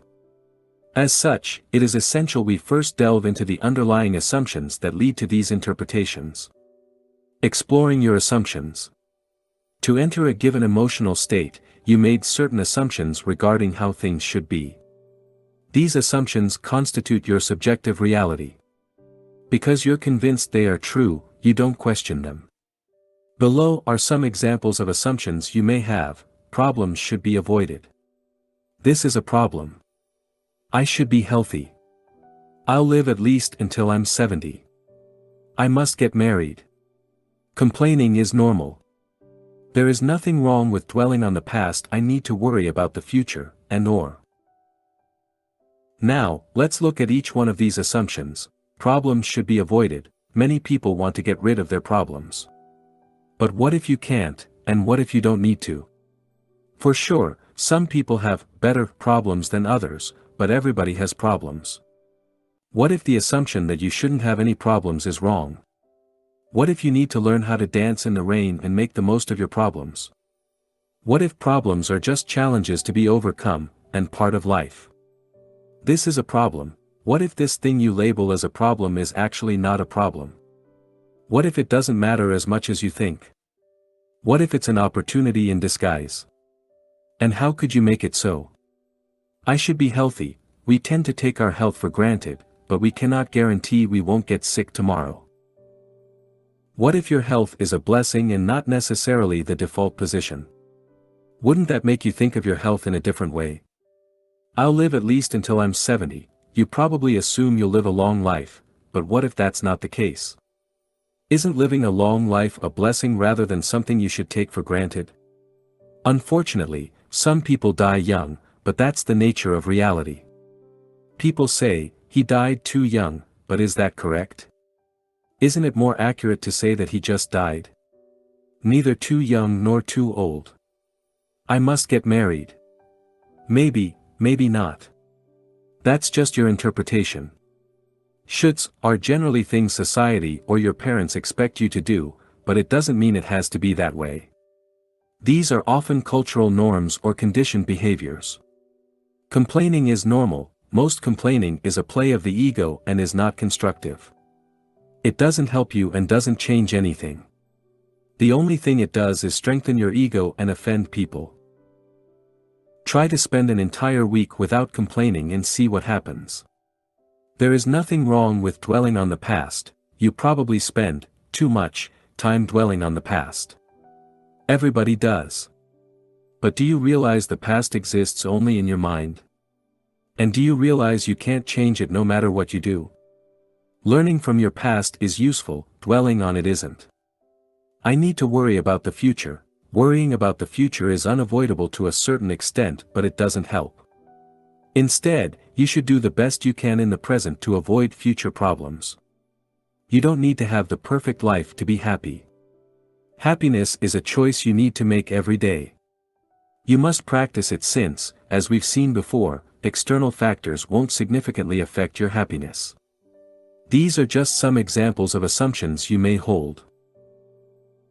My intention here is to show you that your interpretations, and the emotions generated from them, are largely the result of the assumptions you hold about the world. Thus, to experience more positive emotions, it is important you spend time revising your assumptions. Analyzing your interpretations. As we've already seen, you interpret events based on your assumptions. Now, below are some questions to help you understand what I mean by interpretations. Do you think everything happens for a reason and embrace it, or do you play the victim? Do you believe temporary setbacks are just milestones that will lead you to succeed, or do you give up when you encounter your first major setback? Do you try to change things that cannot be changed, or do you accept them? Do you believe you're here for a reason, or do you wander through life without any clear purpose? Do you believe problems are bad and should be avoided, or do you believe they are a necessary part of life? Remember, what differentiates people who live a happy life from people who are miserable is often how they choose to interpret their lives. Action step. Write down interpretations of your emotions using the workbook, section 3. How to change your emotions, 2. Changing your story. Write down 1 or 2 emotional issues you currently have. Ask yourself, if I could get rid of some emotions, losing which ones would have the most positive impact on my life? Your interpretation of these issues. Ask yourself, what would I need to believe for my story to be true?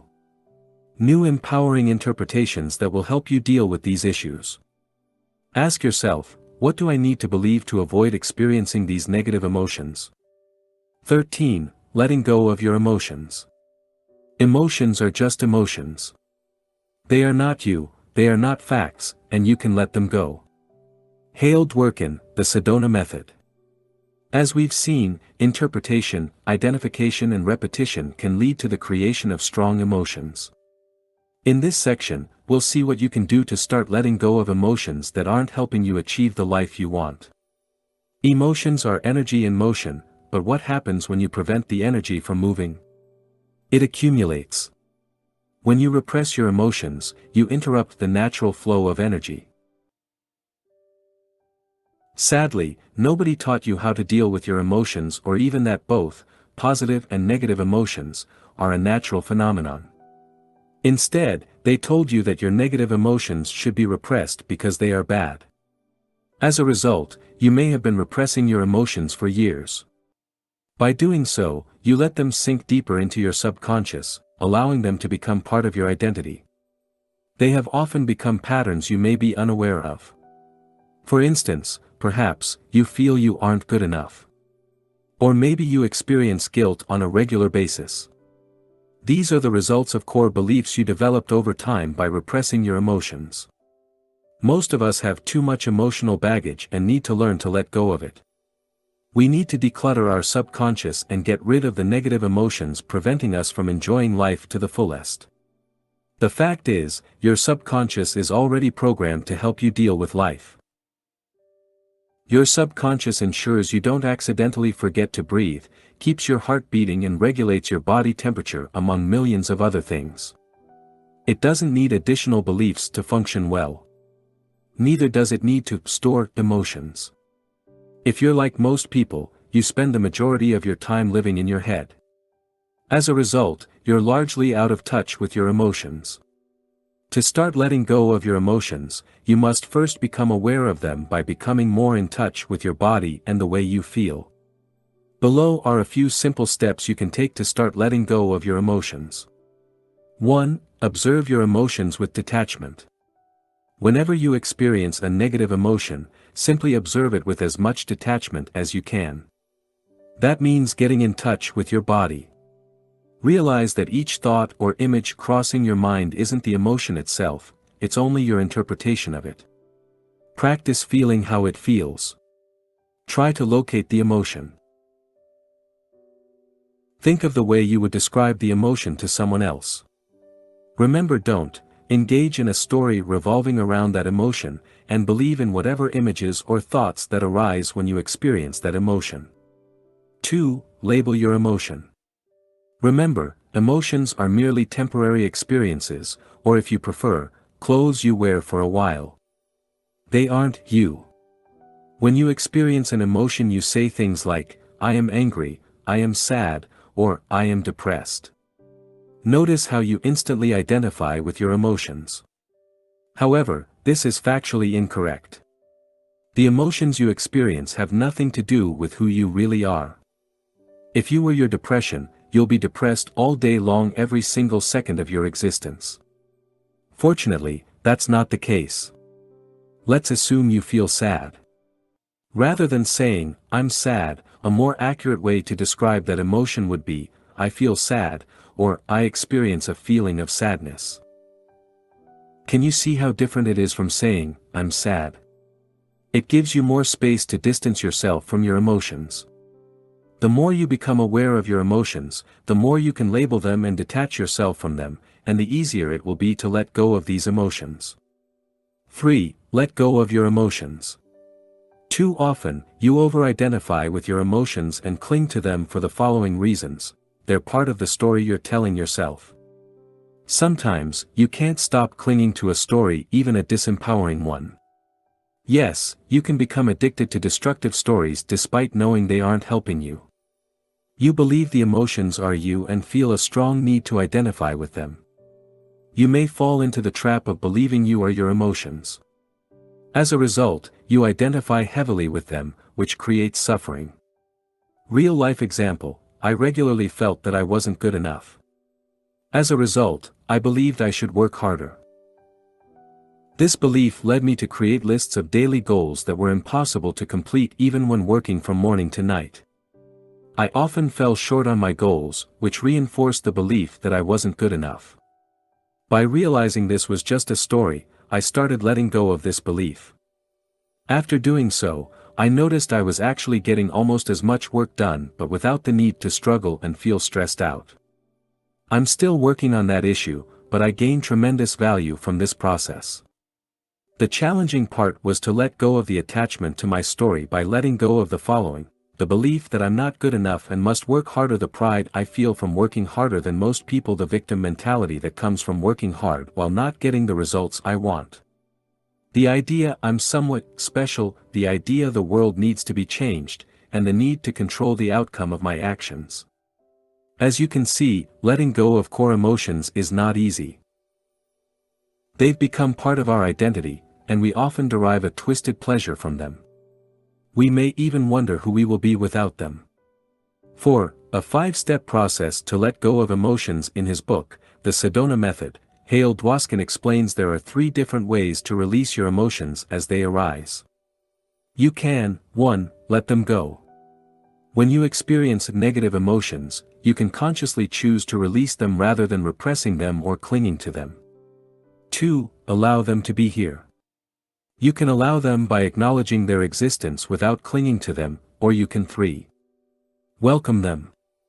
You can accept them and have a closer look at them to discover what the core of these emotions are. According to Hale Dwoskin, the first step in each case is to become aware of your emotions as they arise. He then introduces a 5-step process to let go of your emotions. Step 1, focus on a certain emotion you would like to work on so you can feel better. This doesn't need to be a big emotion. It could be something as simple as not feeling like working on a specific task, or being mildly annoyed about something. Step 2, ask yourself one of the following questions. 1. Could I let this feeling go? 2. Could I allow this feeling to be here? 3. Could I welcome this feeling? Depending on which way you want to go, release, allow, or welcome, answer the corresponding question. Step 3, then ask yourself, would I? 1. Would I let this feeling go? 2. Would I allow this feeling to be here? 3. Would I welcome this feeling? Answer yes or no to each question while being honest with yourself. Do you feel like you can let go/allow/welcome the emotion? Even if no will help you let go of it. Step 4, ask yourself, when? Your answer will be, now. You let go of that emotion immediately.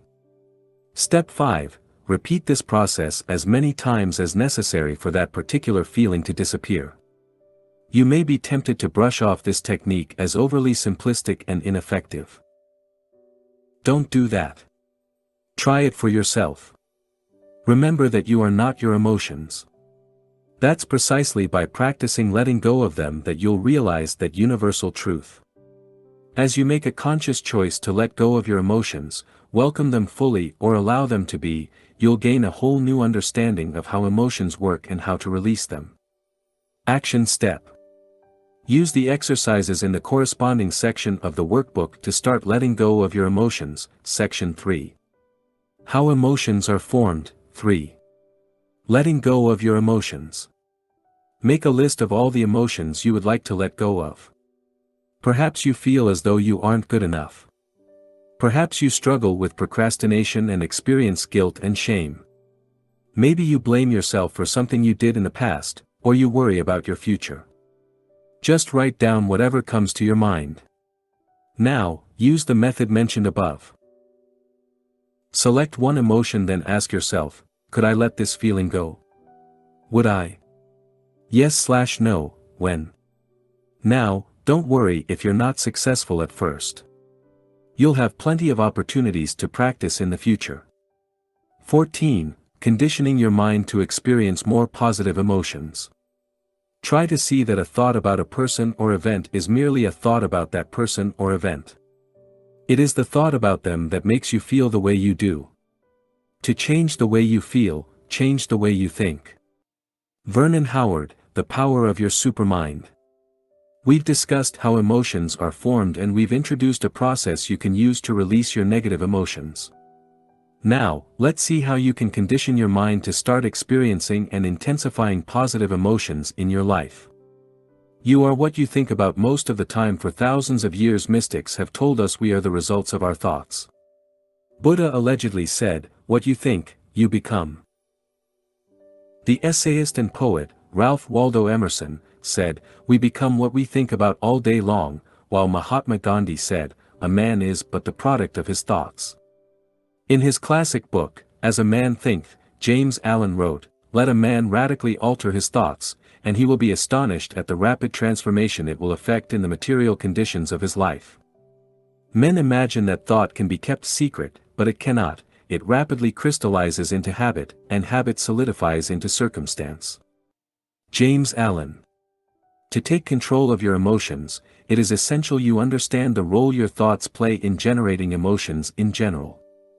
Your thoughts activate certain emotions, and these emotions, in turn, generate more thoughts. Thoughts and emotions then feed each other. For instance, if believed, the thought, "I'm not good enough," will generate negative emotions such as shame or guilt. Conversely, when you feel ashamed for not being good enough, you'll attract more thoughts in line with that belief. You will focus on the things you believe you aren't good at, or remember and dwell on past failures. This, in turn, will strengthen your erroneous belief. Thoughts generate emotions, and emotions dictate your actions. If you feel you don't deserve a promotion, you won't ask for it. If you believe a man or woman is out of your league, you won't ask him or her out. In a nutshell, this is the way thoughts work. They generate emotions that dictate your actions and shape your reality.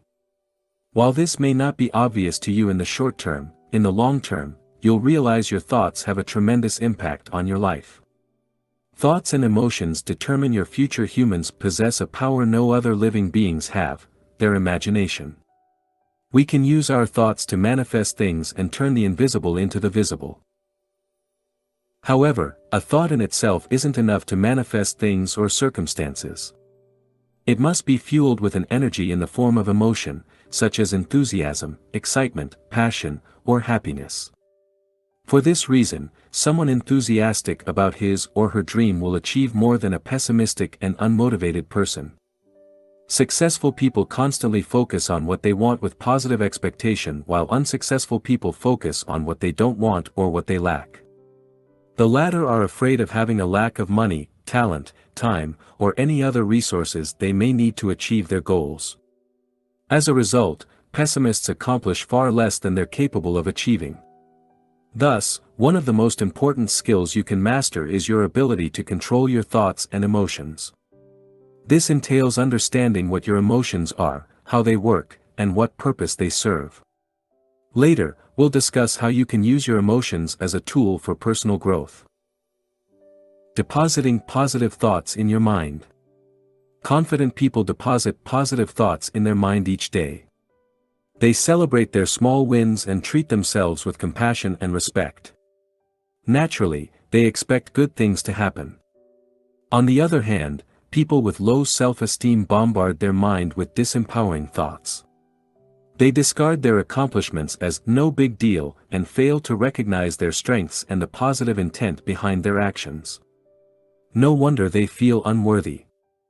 For more information, read section, Not Being Good Enough.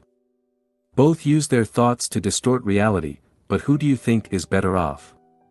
The person who deposits positive thoughts in their mind, or the person who dwells on negative thoughts? Does it mean positive thinking is going to solve all your problems and eliminate your negative emotions once and for all? Of course, not. Thought manipulation is simply one of the tools you can use to master your emotions. The limit of positive thinking. Repeating to yourself, "I'm happy, I'm happy, I'm happy," all day long won't turn you into a living Buddha. You may benefit from it, but you'll still experience negative emotions. Unless you know how to deal with negative emotions when they appear, you'll fall prey to your own disempowering story. This story could be why you're such a loser. Interestingly, people are often addicted to their story, even the negative ones, and are unable to let go of the why, because they are fundamentally flawed, will never be happy because aren't worthy of love, are never going to make it, and will never get married, and so on. I can guarantee you are addicted to a story. Now we'll discuss how you can condition your mind to experience more positive emotions. After that, we'll see how you can deal with negative emotions as they arise. Choosing the emotions you want to experience to condition your mind. The first step is to decide what emotions you want to experience more of. Do you want to be happier? More motivated. More proactive. The second step is to put in place a specific program to allow you to experience your chosen emotions. The final step is to practice feeling that emotion every day. Feeling the same emotion over and over allows you to better access it. Neuroscience has shown that experiencing the same thought or emotion repeatedly strengthens the corresponding neural pathways, easing future access to that thought or emotion. Put it simply, the more you experience an emotion, the easier it becomes to generate. That's where daily conditioning comes into play. To condition your mind to experience positive emotions, you can use the method we introduced earlier: interpretation plus identification plus repetition equals strong emotion. Here is how to use the formula in this situation. Interpretation: visualizing certain events or generating particular thoughts you see as positive. Identification: identifying with these events or thoughts by feeling the way you want to feel. To do this, you can use all the techniques we mentioned in the section, What Impacts Your Emotions, such as positive affirmations and visualization. Repetition: keep repeating the same thoughts and identifying with them. By doing so, you allow your mind to access the related emotions more easily. Below are some examples of practices you can use based on how you want to feel. 1. Gratitude. To feel more grateful, make gratitude a daily routine. Every morning, focus on what you're grateful for. The more you practice, the better you'll be able to focus on the positive side of things. Sadly, most of us know we should be grateful, but we aren't. That's why we must cultivate gratitude. As the late Jim Rohn said, our emotions need to be as educated as our intellect. Here are some exercises you can use to cultivate a feeling of gratitude. A. Write down things you're grateful for. Take a pen and a piece of paper, or even better, a dedicated notebook, and write down at least 3 things for which you are grateful. This will help you focus on the positive side of things. B. Thank people who crossed your life. Close your eyes and think of people you've met. As you picture them one after the other, thank them while acknowledging at least one good thing they did for you. If you happen to picture people you don't like, thank them anyway and still look for one good thing they did for you. It could be making you stronger or teaching you a specific lesson. Don't try to control your thoughts, simply let the faces of people you know come to your mind. Release any resentment you feel or have felt. C. Focus on one object and appreciate its existence. Select one item in your room and think of the amount of work and number of people involved in the process of creating it and delivering it to you. For instance, if you select a chair, think of all the work necessary to create it. Some people had to design it, others had to find raw materials, and others had to assemble it. Truck drivers had to deliver it to the store. The store employees had to display it and promote it. You or someone else had to go and collect it. The car you drive also had to be built by other people, and so on. Think of how you benefit from this chair. Remember a time you were so tired you couldn't wait to sit. Didn't it feel great when you could finally sit?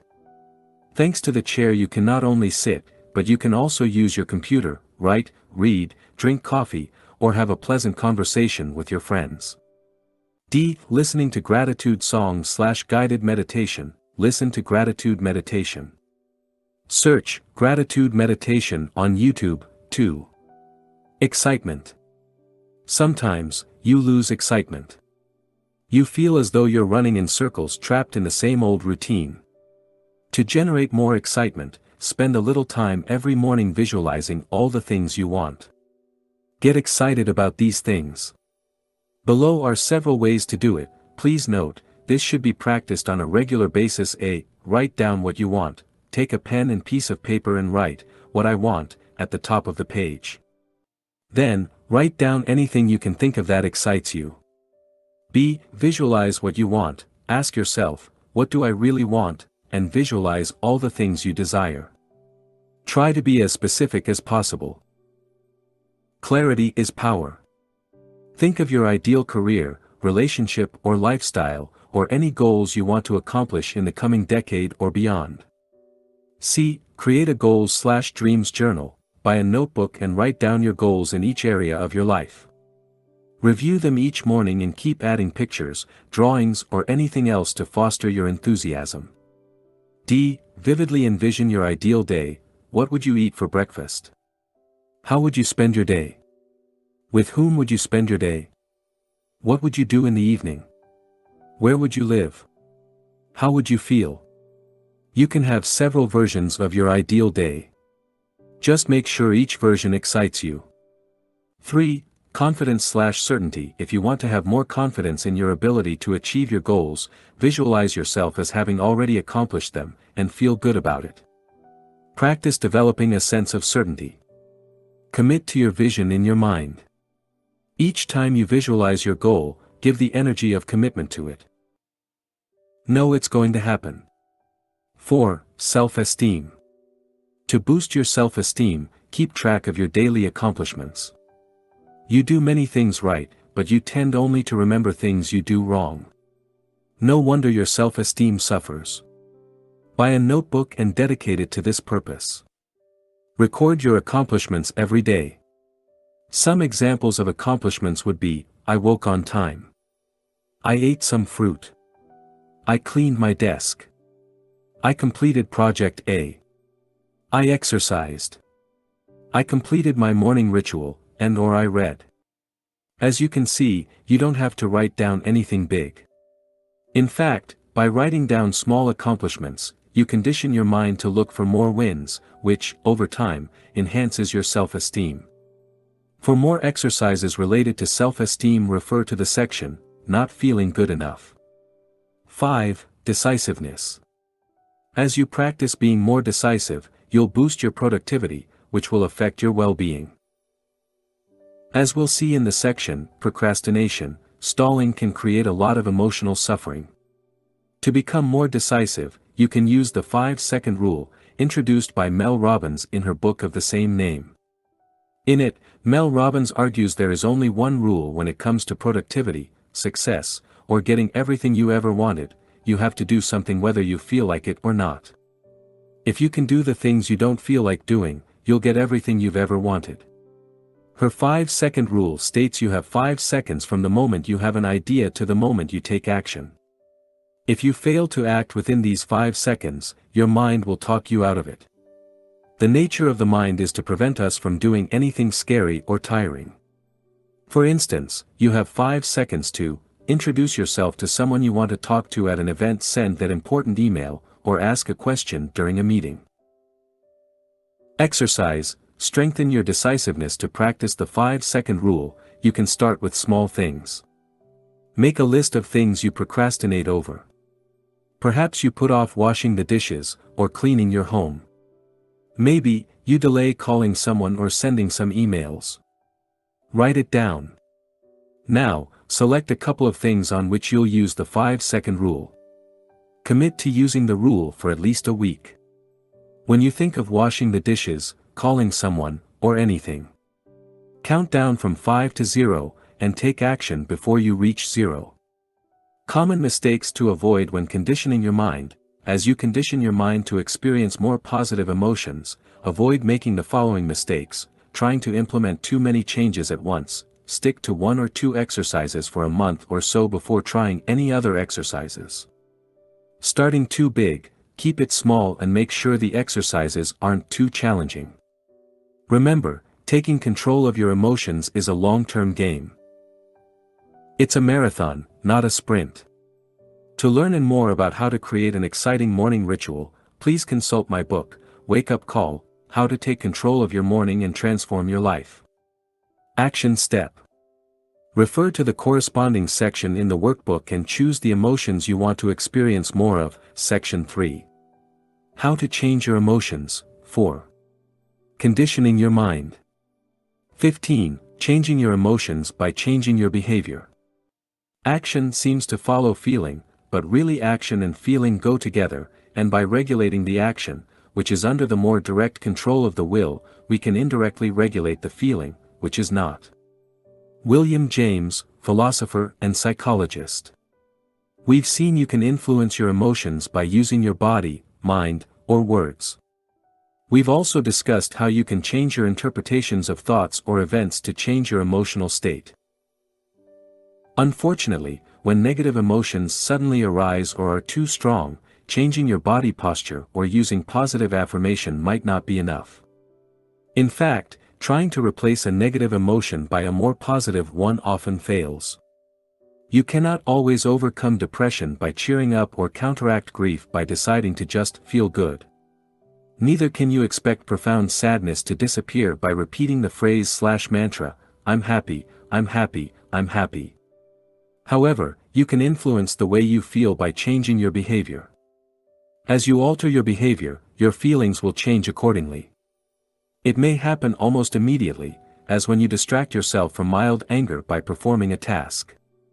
Or it may take weeks or even months while you deal with profound emotions such as intense grief or depression. To start changing the way you feel, whenever you experience a negative emotion, ask yourself the following questions: what causes that emotion, and what can I do about my present reality? After asking these questions, identify concrete actions you could take to change your emotional state. Remember, by nature, emotions will fade as time passes. That is, unless you reinforce them by replaying the same situation over and over in your mind. Below are some real-world examples to help you better understand how it works. Example 1. If, after your boyfriend or girlfriend broke up with you, you keep remembering the good times you had together with sadness, it will take longer to get over the breakup. Although there is nothing wrong with feeling sad or remembering the past, if you want to move on, a better option is to avoid revisiting the past wherever possible.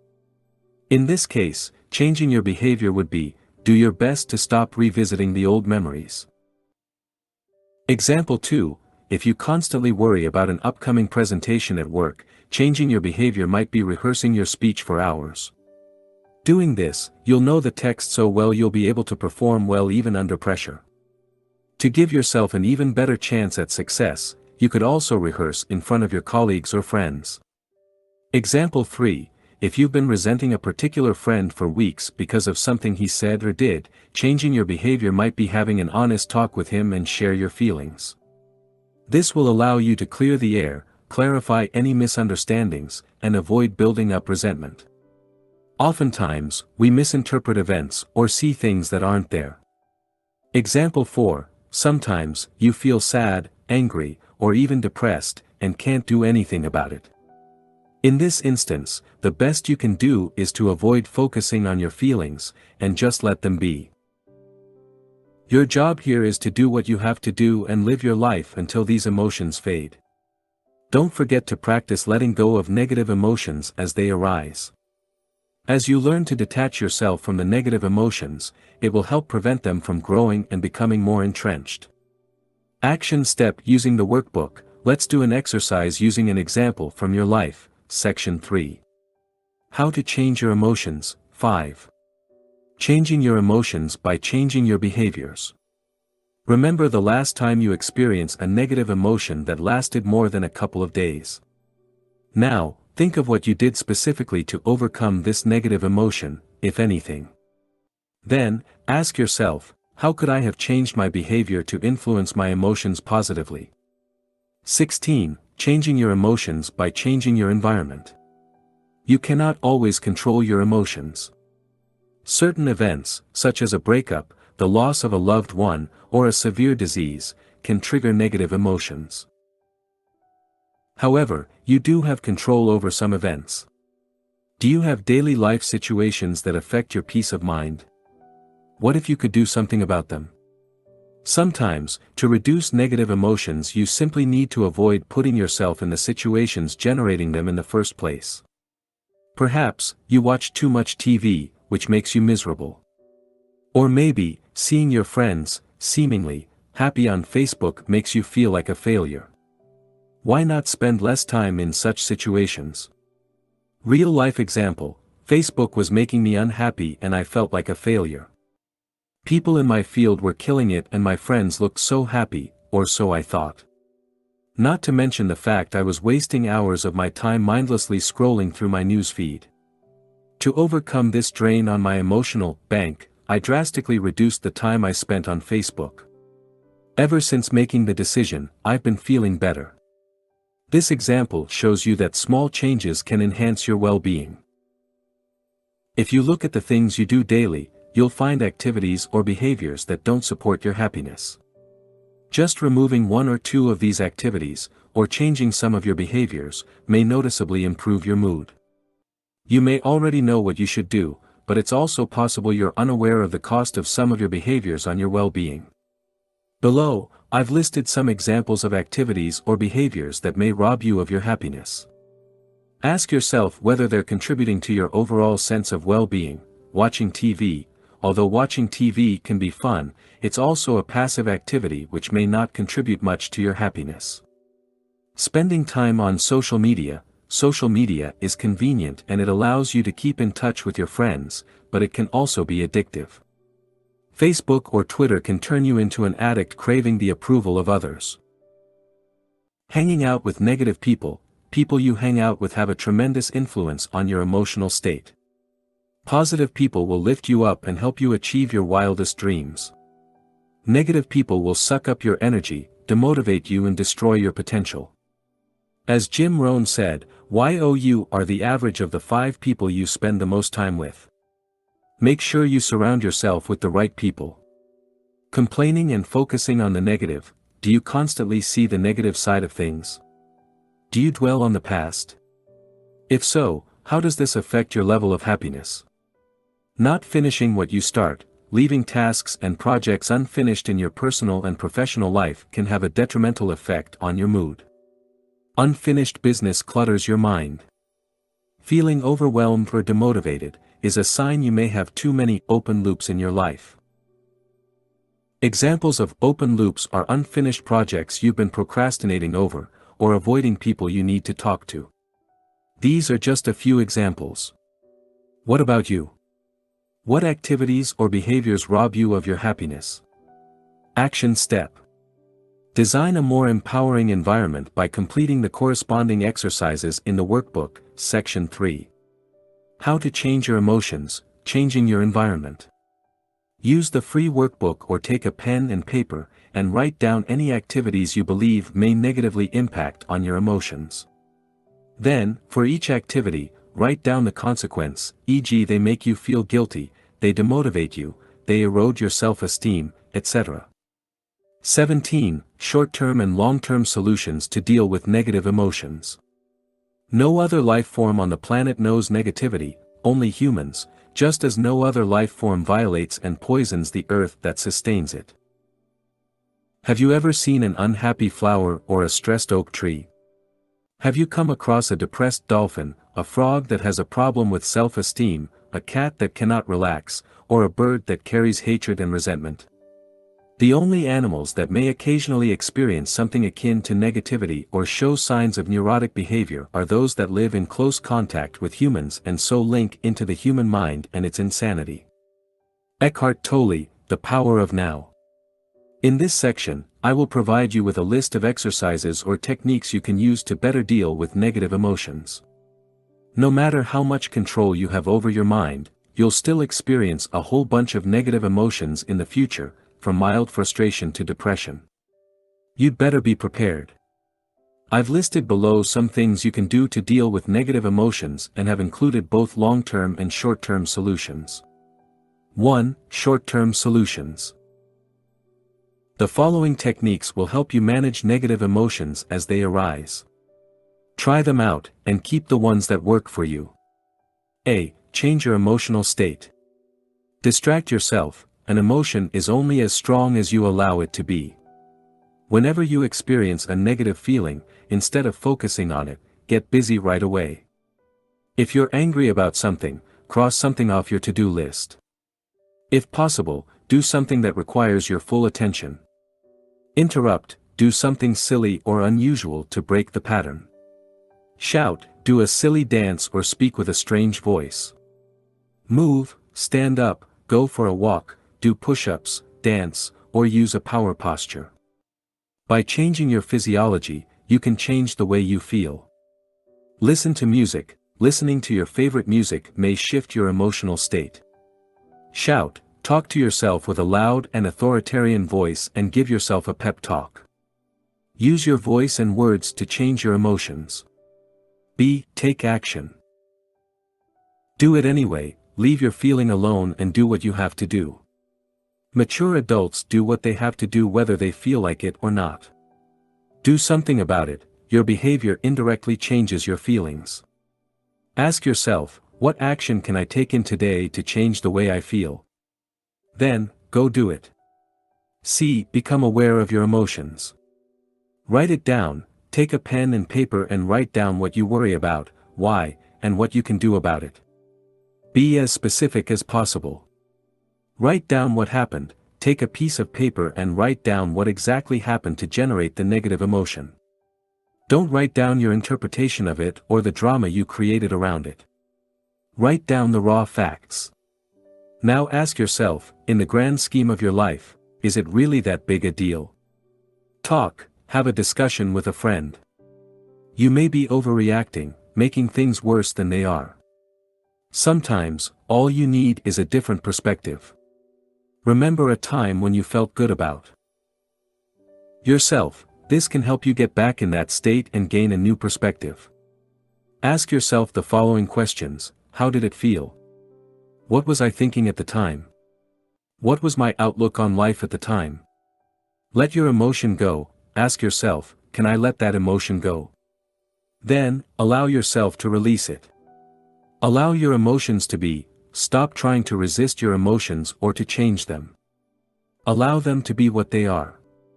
Embrace your emotion, stay with your emotions.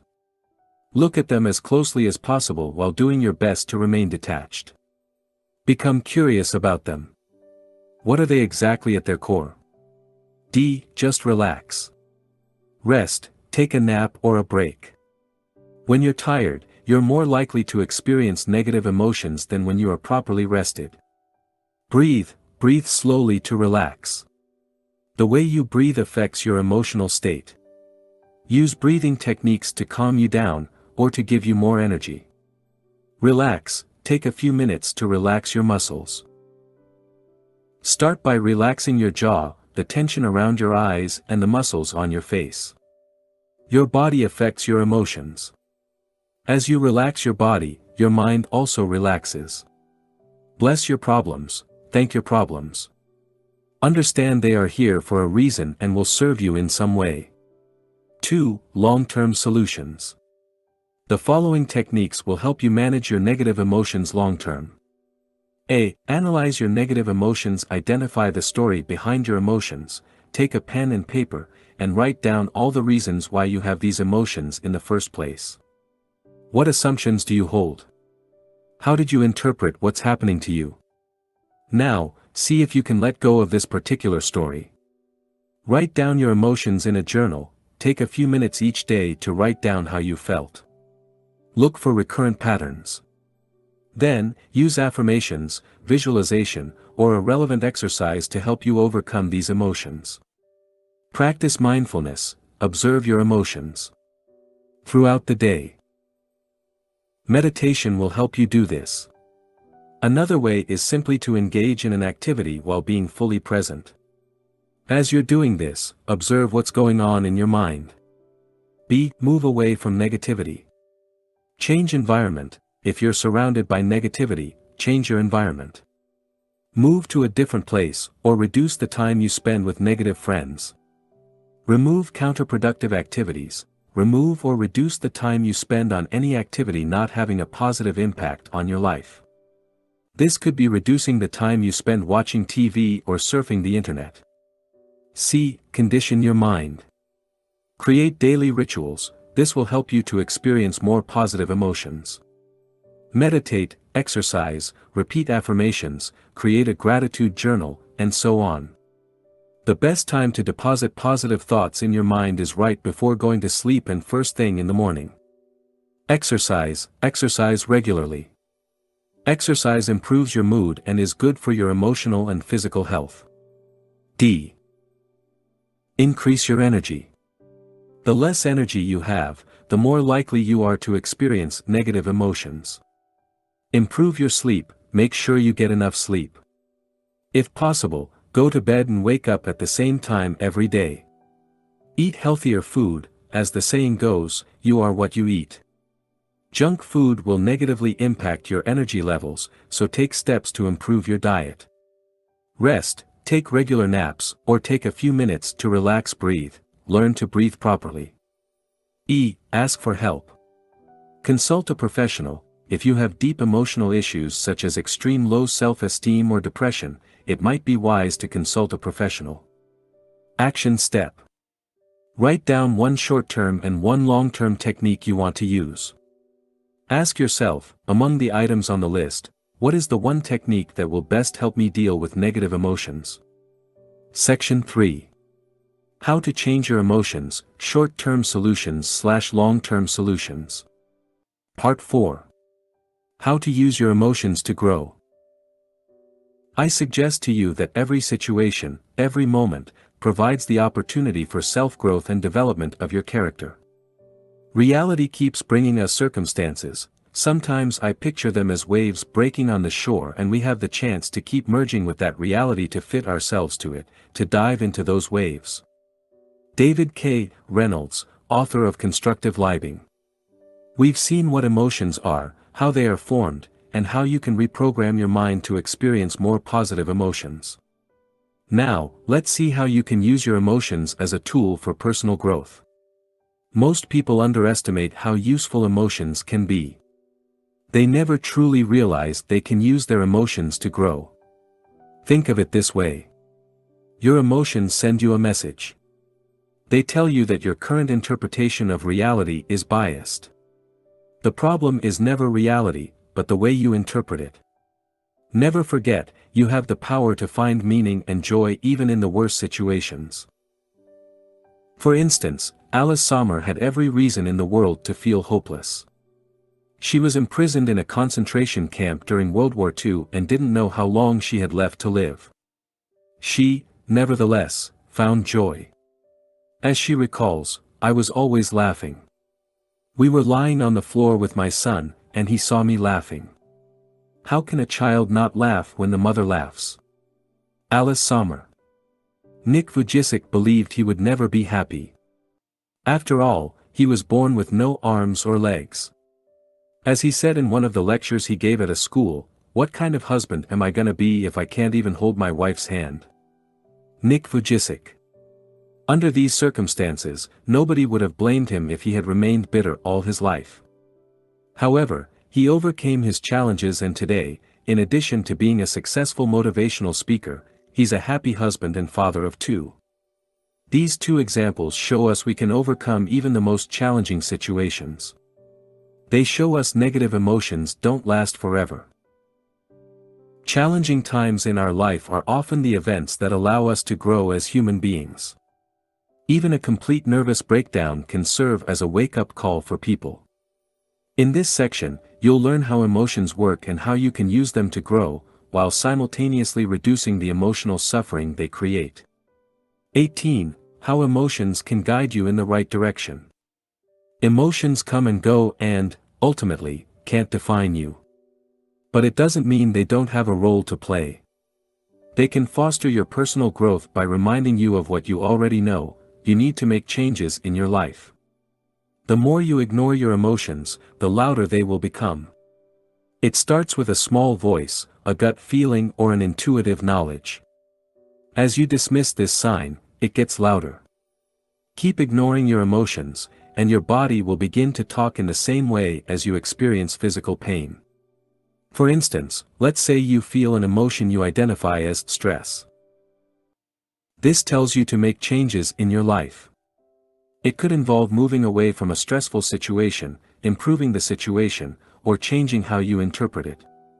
One thing is sure, you need to do something about it. If you keep ignoring stress or the stressor, it may result in severe health issues.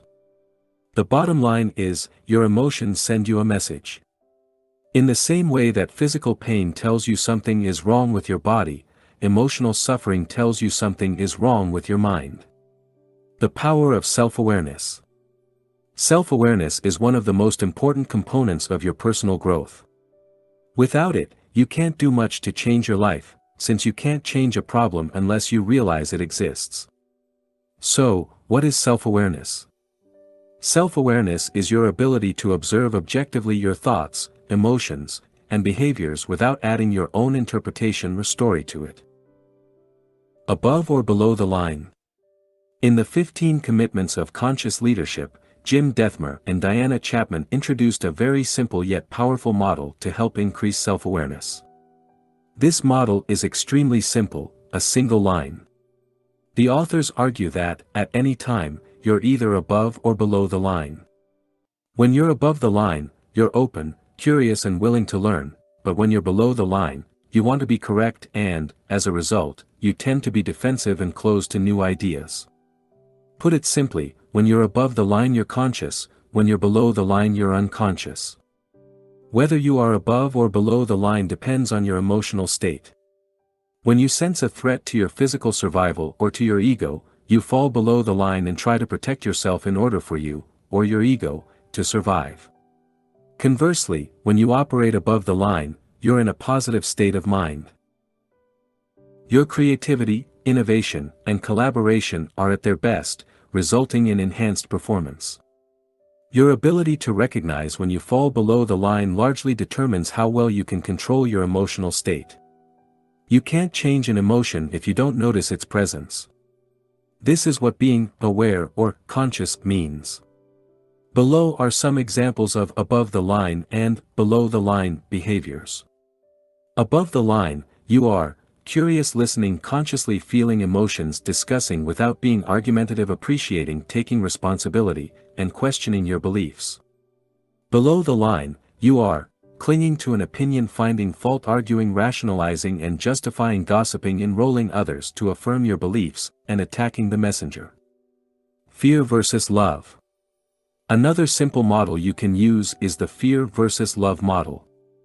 Throughout your day, you either act out of fear or out of love. You act out of fear and your focus is on getting something, be it other people's approval or attention, money or power. On the other hand, when you act out of love, your main focus is on giving, be it your time, money, love, or attention. You want to share and improve the lives of people around you, not for your own interest, but simply for the sake of it. While your actions can simultaneously reflect your desire to give and to receive, one or other of these components is generally more pronounced. To master your emotions, you must learn to identify whether you're acting out of love or fear.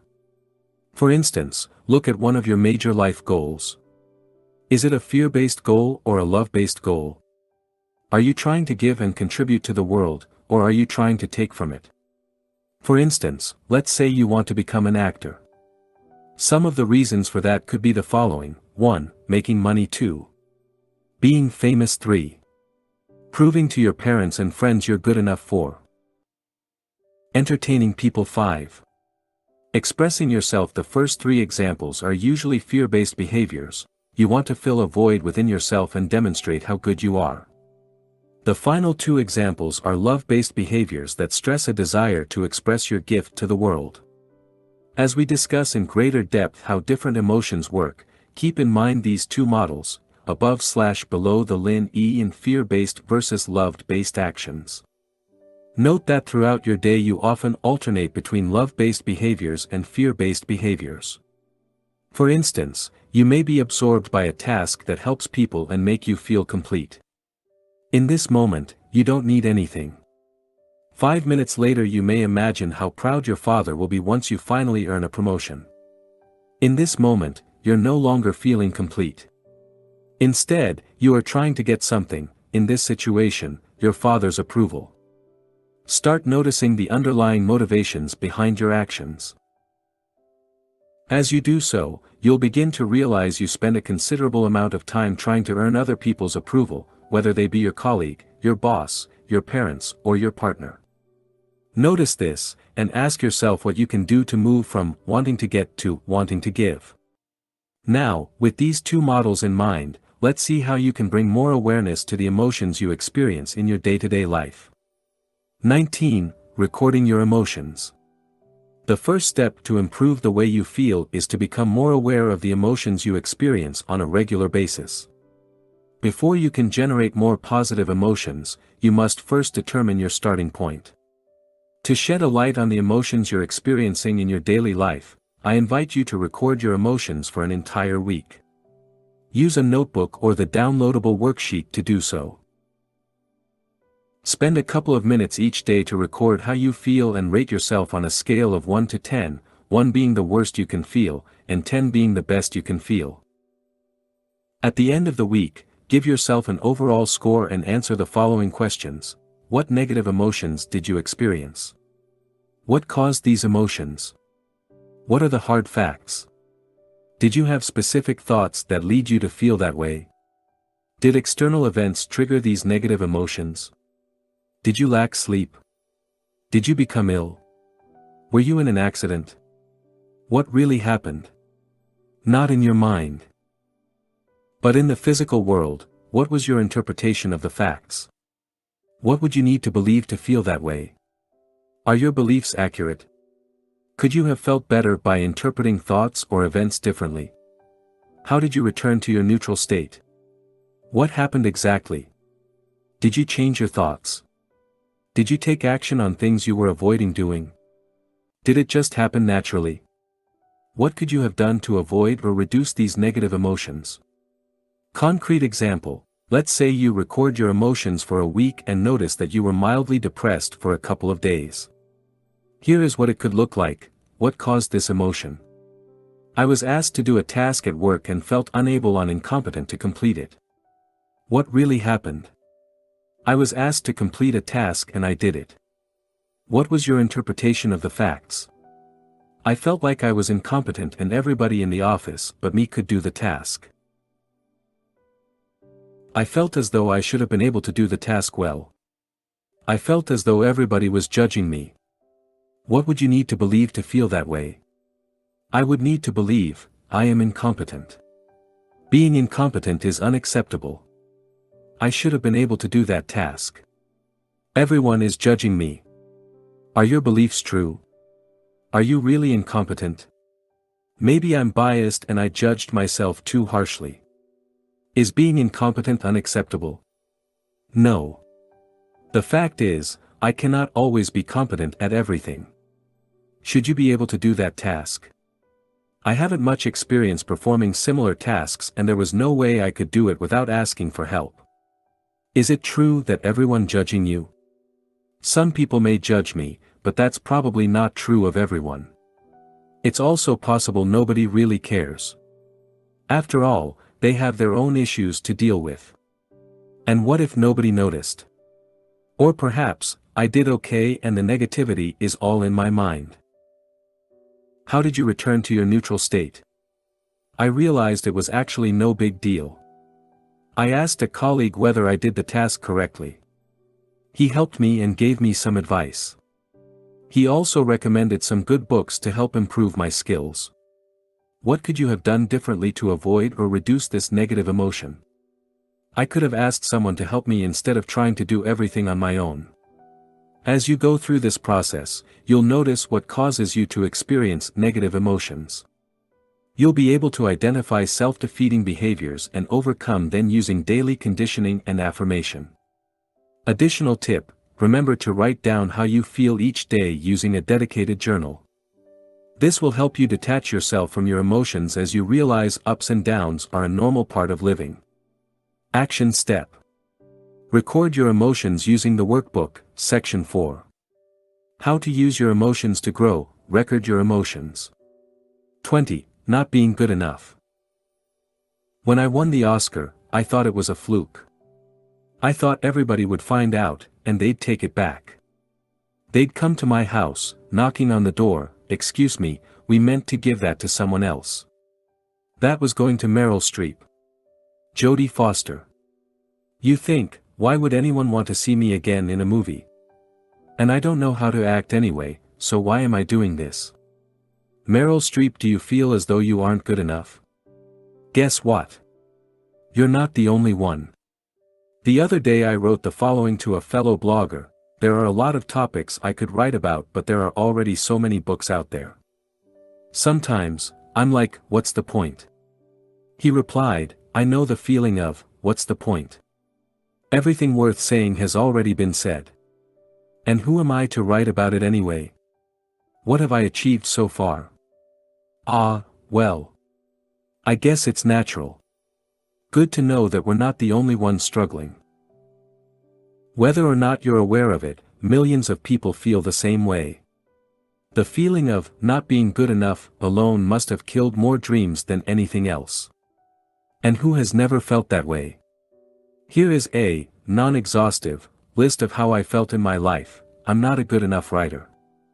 I'm not charismatic enough, I'm not competent enough, I'm not confident enough, I'm not courageous enough, I'm not disciplined enough, I'm not good enough at public speaking, I'm not handsome enough, I'm not inspiring enough, I'm not interesting enough, I'm not making enough money, I'm not muscular enough, I'm not patient enough, I'm not perseverant enough, I'm not proactive enough, I'm not productive enough, I'm not smart enough, I'm not taking enough action, I'm not tough enough, I'm not working hard enough, my English isn't good enough, my Japanese isn't good enough, and my memory isn't good enough. And I could go on. People who feel they aren't good enough tend to have low self-esteem. They focus on what they aren't good at while filtering out all the things they are good at. Try complimenting them and all you'll hear is, "It's no big deal." Worse, they may even think you're being polite, or trying to manipulate them. These people have a hard time accepting compliments. Instead of a simple thank you, they return the compliment, or downplay their role. Perhaps, you're acting the same way. See if you do one of the following things when receiving a compliment. 1. Dismiss the whole thing as being no big deal, anybody could have done it. 2. Talk about all the things you did wrong while explaining what you could have done better. 3. Try to return the compliment, "Thank you. I think you did a fantastic job, too." Notice your inability to accept a compliment 100% in the 3 cases above. You may not only brush off your accomplishments, but also magnify every single of your failure to reinforce the case you aren't worthy.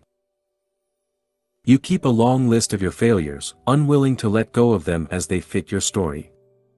Who would you be if you were no longer the man or woman who's never good enough?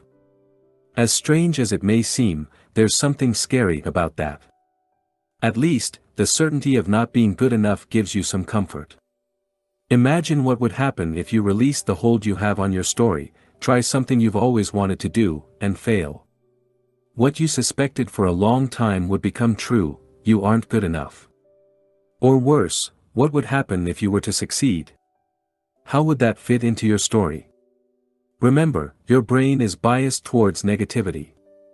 Adding your own bias will certainly not help you feel good about yourself. The fact is, you do most things well. Although a lack of experience, interest, or talent may explain why you aren't doing as well as you would like to in certain areas, it has nothing to do with you not being good enough. How to use the feeling of not being good enough to grow. Not feeling good enough is a sign of low self-esteem. Many people experience low self-esteem in various degrees. I certainly do.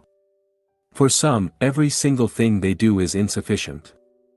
For others, they feel inadequate only in certain situations or areas of their life. Wherever you are on the self-esteem spectrum, you can probably benefit from a boost in your self-esteem. Identifying what triggers your feelings of inadequacy. The first step is to find out what triggers these feelings. What thoughts are you identifying with? Which areas of your life are concerned? Take a few minutes to write down the following: the situations in which you feel like you aren't good enough, and the thoughts you identify with, your story. Keeping track of your accomplishments. The second step is to keep track of your accomplishments. Not feeling good enough often results from the biased view you hold about yourself. You focus on your shortcomings, failing to acknowledge your successes. People with healthy self-esteem tend to look at themselves in a more objective way, acknowledging both their shortcomings and their strengths. To improve your self-esteem, start acknowledging all the things you're doing well. The following exercises will help you do that. Exercise 1. Create a win log. One of the best ways to acknowledge your accomplishments is to write them down. For this exercise, I encourage you to use your dedicated notebook. 1. First, write down everything you've accomplished in your life. Come up with a list of 50 things. If you run out of things, write smaller accomplishments. This will help you realize how much you've already accomplished. 2. At the end of each day, write down all the things you've accomplished that day. It can be simple things such as, I woke up on time, I exercised, and I ate a healthy breakfast. Try to come up with 5 to 10 things each day. Exercise 2. Fill up your self-esteem jar. An alternative is to write down each thing you've accomplished on separate pieces of paper and put them into a jar. Here are a few recommendations to ensure you make the most out of this exercise. Make sure your jar, or any other container you use, is in a visible location. The best location is probably on your desk, the second best location is your bedroom. Select a container you like. Choose a design you're fond of. It's all about your self-esteem, so anything that makes you feel good is advisable. Make sure it is transparent so that you can see it filling up. Give it a positive name, e.g. my self-esteem jar, declaration of love to myself, etc. Write your accomplishment on a paper you love.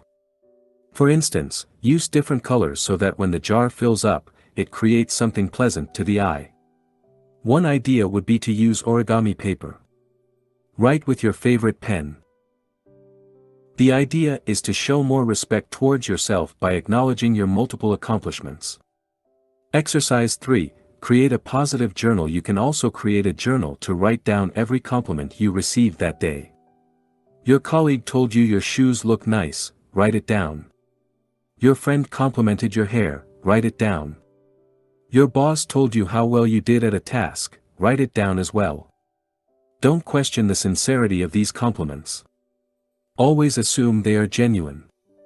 The idea is to train your mind to focus on the positive things that happen in your life. They are happening whether or not you acknowledge them. Here is how to make the most of that exercise. Buy a notebook you like. Personalize it, add stickers, draw something, add pictures, or use different colors. Don't want to do any of this stuff? That's fine as well. It's your journal.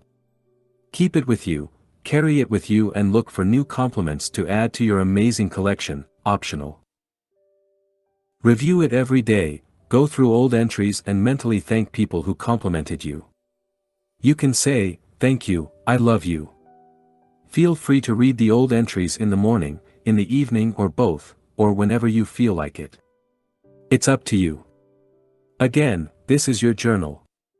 These are just suggestions. Whatever works for you. Learning to accept compliments. Chances are you have difficulties accepting compliments. Do the following sentences look familiar? It's never a big deal. Everybody could have done it. It's because so and so helped you. I could have done it better. Here is a great reason why you should accept compliments, because the person who made the compliment wants you to receive it, not to flush it down the toilets. Imagine you just gave a gift to someone. How would you feel if that person, after opening the box, dropped the gift to the floor, stepped on it and threw it away? You won't like it, would you? Sadly, that's what we often do when we receive a compliment. When we refuse to accept a compliment, we are disrespecting the person who went out of their way to deliver it. Wouldn't you want your compliment to be accepted wholeheartedly? Exercise 1. Accept compliments. This simple exercise will help you accept a compliment. Whenever someone compliments you, say the following: thank you. That's it. There is nothing simpler. No, thank you, but, thank you, you too, or, it wasn't a big deal. Simply say, thank you. Here is how to make the most of that exercise. Say thank you out loud and clearly. You may discover you have the tendency to repress your feelings and end up saying thank you almost mechanically. In fact, you may realize you've never really said, thank you, with all your heart. Let it sink in. Before you start a new sentence, give space for the feeling of gratitude to express itself. Don't downplay the compliment or explain why you're worthy or unworthy of it. Tell it the way you feel it. Show your appreciation by telling the person who complimented you how you feel. You may experience resistance. Many of us have difficulties expressing gratitude, because our pride prevents us from doing so. After all, we're strong and don't need anybody's help or compliments, do we? We don't want to feel vulnerable. If you experience resistance and find the exercise difficult, recognize this is normal. Your ability to accept a compliment can be a good indicator of your level of self-esteem. Practice accepting compliments and allow yourself to feel vulnerable. Accepting you're worthy of compliments will help you boost your self-esteem. Exercise 2, the appreciation game. The purpose of this game is to learn to appreciate things in yourself you didn't previously acknowledge, or like. It will work well if you have a partner you can play the game with on a regular basis. Tell your partner 3 things you appreciate in them and ask them to do the same. Be as specific as possible and don't worry about coming up with big things. Here are some examples. I appreciate that you prepared breakfast this morning even though you were in a rush. I appreciate that you picked up the kids today. I appreciate the way you always listen to my problems after work. To go further, self-esteem is a complex topic. It affects a lot of people and is often misunderstood. Overcoming low self-esteem takes time and effort. If you regularly feel you aren't good enough, I encourage you to refer to the following books. If, upon reading these books, you realize you have severe and chronic self-esteem issues, you may want to consult a specialist. The 6 Pillars of Self-Esteem, by Nathaniel Branden, Ph.D. Breaking the Chain of Low Self-Esteem, by Marilyn Sorensen, Ph.D. Low Self-Esteem, Misunderstood and Diagnosed, Why You May Not Find the Help You Need, by Marilyn Sorensen, Ph.D. Below is a brief summary of some of the main ideas in each book. In his book, The 6 Pillars of Self-Esteem, Nathaniel Branden identified 6 practices, or pillars, of self-esteem you can work on to develop a healthier self-esteem. 1. Living consciously. In Nathaniel Branden's words, to live consciously means to seek to be aware of everything that bears on our actions, purposes, value, and goals, to the best of our ability, whatever that ability may be, and to behave in accordance with that which we see and know. 2. Self-acceptance, is choosing to value yourself, to treat yourself with respect and to stand up for your right to exist. Self-acceptance is the basis upon which self-esteem develops. 3. Self-responsibility, is realizing no one is coming to save you and you are responsible for your life. It is accepting that you are responsible for your choices and actions. You are responsible for how you use your time, and for your happiness. Because only you can change your life. 4. Self-assertiveness, means honoring your wants, needs, and values and seeking appropriate forms of their expression in reality. 5. Living purposefully, is to use your powers to achieve the goals you have selected. In other words, it's your ability to set and achieve goals in every area of your life. 6. Personal integrity, is behaving in a way that matches your ideals, convictions, and beliefs. It's when you can look at yourself in the mirror and know you're doing the right thing. In Breaking the Chain of Low Self-Esteem, Marilyn Sorensen provides a great overview of what self-esteem is and how it works. The author explains that low self-esteem stems from the negative perception you hold of yourself, a perception that is largely, if not entirely, based on your negative interpretations of past experiences. This distorted perception of reality leads you to experience fear and anxiety. Your family environment may have played a big part. Perhaps, your parents have repeatedly put you down, making you feel as though nothing you did was ever good enough. You may now firmly believe you are less worthy than others. As a result, you filter everything based on this negative image of yourself. It's as if you were looking at reality through tinted glasses, glasses that discard praise and compliments, remembering only criticisms. The examples in her books will help you understand how self-esteem issues manifest in real life. In addition, Ms. Sorensen provides dozens of practical exercises to help you become more aware of your self-esteem issues and provide you the tool to develop a healthier self-esteem. Action Step. Refer to the exercises in the corresponding section of the workbook, Section 4. How to use your emotions to grow, not being good enough. 21. Being defensive. Our love of being right is best understood as our fear of being wrong. Catherine Schultz, journalist and author. Do you constantly justify yourself? Are you offended whenever someone insults you or disrespects you? There are very specific reasons why you get defensive. By becoming conscious of these reasons, you'll learn a lot about yourself and be able to let go of that desire to defend yourself. First, let's see why you get defensive. Why you get defensive. The need to defend yourself stems from your desire to protect your story, or your ego. Every time your ego is threatened, you are triggered and feel the need to defend it. I believe there are three main reasons why you are triggered. 1. There is part of truth in what you were told. 2. You believe there is part of truth in what you were told. 3. A core belief you hold has been attacked. Note that because we all have different stories, what triggers you might not trigger someone else. 1. There is part of truth in what you were told. Someone mentioned something that is true about you and it hurts. For instance, he or she may accuse you of procrastinating on a certain project. Your inability to accept that truth is the reason you become defensive. When that topic is brought up, it triggers emotional reactions such as anger, denial, or self-criticism. 2. You believe there is part of truth in what you were told. You were told something you believe to be true and feel hurt. In this case, the criticisms you received may be unfounded. Yet, you still feel hurt. Why is that?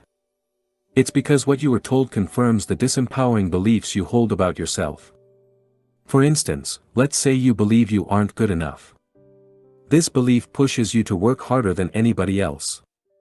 Now, how would you feel if someone accused you of being lazy? You would feel offended, wouldn't you? However, that wouldn't be because you're actually lazy, but because of your belief that you should work harder.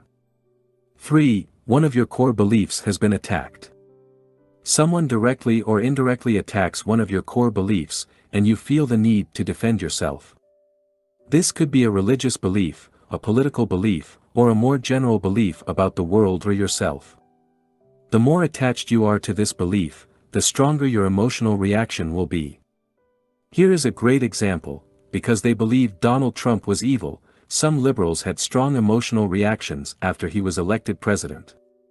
Some shouted and even became violent. On the other hand, many conservatives were delighted by Trump's victory. How come people can react so differently to the same event? This is because of their core beliefs. Both Democrats and Republicans strongly identify with their political beliefs. This led hardcore Democrats to burst into tears and hardcore Republicans to rejoice. Whenever a belief you're strongly attached to is attacked or challenged, you'll experience an emotional reaction. The deeper the belief is, the stronger the emotional reaction will be when it is attacked. An extreme example would be someone ready to kill anybody who dares to criticize his or her religion. How to use this emotion to grow. Look at the situations that triggers you. Whenever you feel offended, ask yourself why. What belief led you to defend yourself? Can you let go of this belief? And is this belief really true? By doing this, you'll learn a great deal about yourself. You'll be able to let go of beliefs that aren't serving you well, and you'll realize that, in most cases, you don't even need to defend yourself. Action step. Refer to the exercises in the corresponding section of the workbook, Section 4. How to use your emotions to grow, getting defensive. Whenever you become defensive, remember to ask yourself the following questions. What am I trying to protect here? Can I let go of that belief? What would I be without that belief? 22. Stress and worry. Within every worry is an opportunity for positive action. In every lie, there is a kernel of truth. Behind every neurotic symptom is the misdirected desire to live fully and well. David K. Reynolds, Constructive Living. Have you ever wondered what stress is and why you experience it? Most people believe a situation can be stressful. The truth is, stress doesn't exist outside of yourself and, therefore, no situation can be said to be stressful in itself. Yet, my guess is you experience stress on a regular basis. And probably more often than you would like to. Stress alone is responsible for tens of thousands of deaths every year. Stress does more harm than many diseases and leaves countless families grieving the loss of a loved one. This is why it is essential you take active steps towards reducing your stress levels. Taking responsibility for your stress. Stress is something you have some control over and, therefore, must take responsibility for. The more you take responsibility for it, the better you'll be able to reduce it. Stress happens for various reasons and manifests in numerous situations. The traffic jam on your way to work, a business presentation, tensions with your boss, or frequent disputes with your spouse, all constitute potential sources of stress. There are two ways you can reduce stress: by avoiding situations you perceive as stressful, and by becoming better at dealing with stressful situations. We'll see how you can use these methods to reduce your stress levels. How you can use stress to grow. Exercise. Make a list of your major sources of stress. Let's look at specific situations that are sources of stress for you. Using the workbook, write down what causes the most stress in your typical week. Come up with at least 10 things. Reframing stress.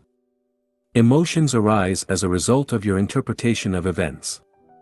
The mere fact you experience stress, or any other emotion, means you've added your own interpretation to what is happening. Otherwise, you would have a stress-free life. Now, look at your list of stressful situations. For each situation, ask yourself the following questions: is that situation stressful in itself? What do I need to believe to experience stress in that specific situation? What would I need to believe to reduce or remove stress in that particular situation? Let's say you're stuck in a traffic jam and you find it stressful. Is that situation stressful in itself? No, not necessarily. The traffic jam exists and there is nothing wrong with it, per se. What would I need to believe to experience stress in that specific situation? I would need to believe there shouldn't be any traffic jams, and therefore, something is wrong. The traffic jam is a stressful event in itself.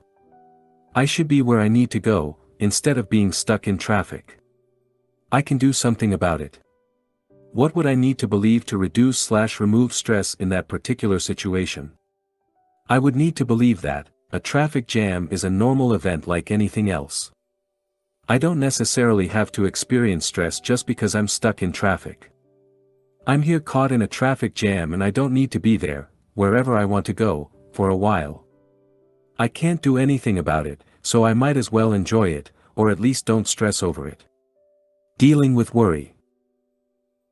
Worry differs from stress as it isn't the result of something you experience in the present, but a concern you have regarding events from the past or events that may happen in the future.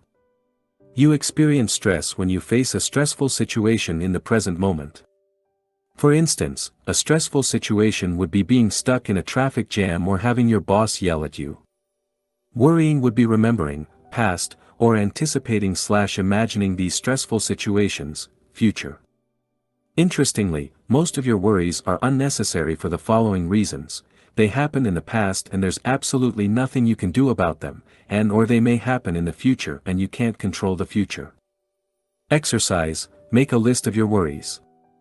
Make a list of things you worry about, past or future. They may be similar to the things you wrote in the previous exercise. Examples of things you may worry about are your health, your financial situations, your work, your relationships, and/or your family. Now, write at least 10 things you tend to worry about in a typical week. Sorting out your worries. Constant worry results from trying to control events over which you have no control. When you do so, you create unnecessary stress in your life. To deal with stress and overcome chronic worries more effectively, it is essential you learn to sort out worries. An effective way to do this is to separate the things you have control over from the things you have no control over. You can divide your worries into 3 separate categories: 1. Things you have control over; 2. Things you have some control over; and 3. Things you have no control over whatsoever. 1. Things you have control over. This category includes things such as your actions and behaviors. For instance, you can choose what to say and how to say it. You can also decide what actions you'll take to achieve your goals. 2. Things you have some control over. There are things you have only limited control over, such as a competition or a job interview. You can't be absolutely certain you'll win a tennis match, but you do have some control over its outcome. For instance, you can choose to train harder or hire a great coach. Similarly, you can prepare for a job interview by conducting extensive research about the company you apply to, or by doing a mock interview. You don't, however, have absolute control over the outcome of the interview. 3. Things you have no control over. Unfortunately, there are also many things you have no control over. These are things such as the weather, the economy, or traffic jams. Exercise. Sort out your worries. Look at your list of stressful situations. Next to each item, put C, control, SC, some control, or NC, no control. This simple act of sorting out your worries already helps reduce them. As you identify things you have no control over, you can let go of your urge to worry. Now, for things you have some control over, write down what you could do about it. What concrete actions could you take to alleviate them? For things you have no control over, can you let go of your need to control them and, instead, accept them? Taking 100% responsibility for your stress and worries. What if you had more control over your worries than you believe? Look at the situations you have no control over and ask yourself, if I had control over them, what would I do? What would it look like? And how could I prevent them from happening? Often, you'll realize you have some control over these situations. This can be by changing, reframing, or eliminating them from your life. Let's say you identified traffic jams as something you have no control over. This sounds reasonable. Once you're caught in the traffic jam, you can't do much about it. But, could you do things differently? For instance, could you leave home earlier or take a different route? What about reframing the situation? Instead of escaping the situation mentally, you could choose to be fully present by making traffic jams a productive part of your day.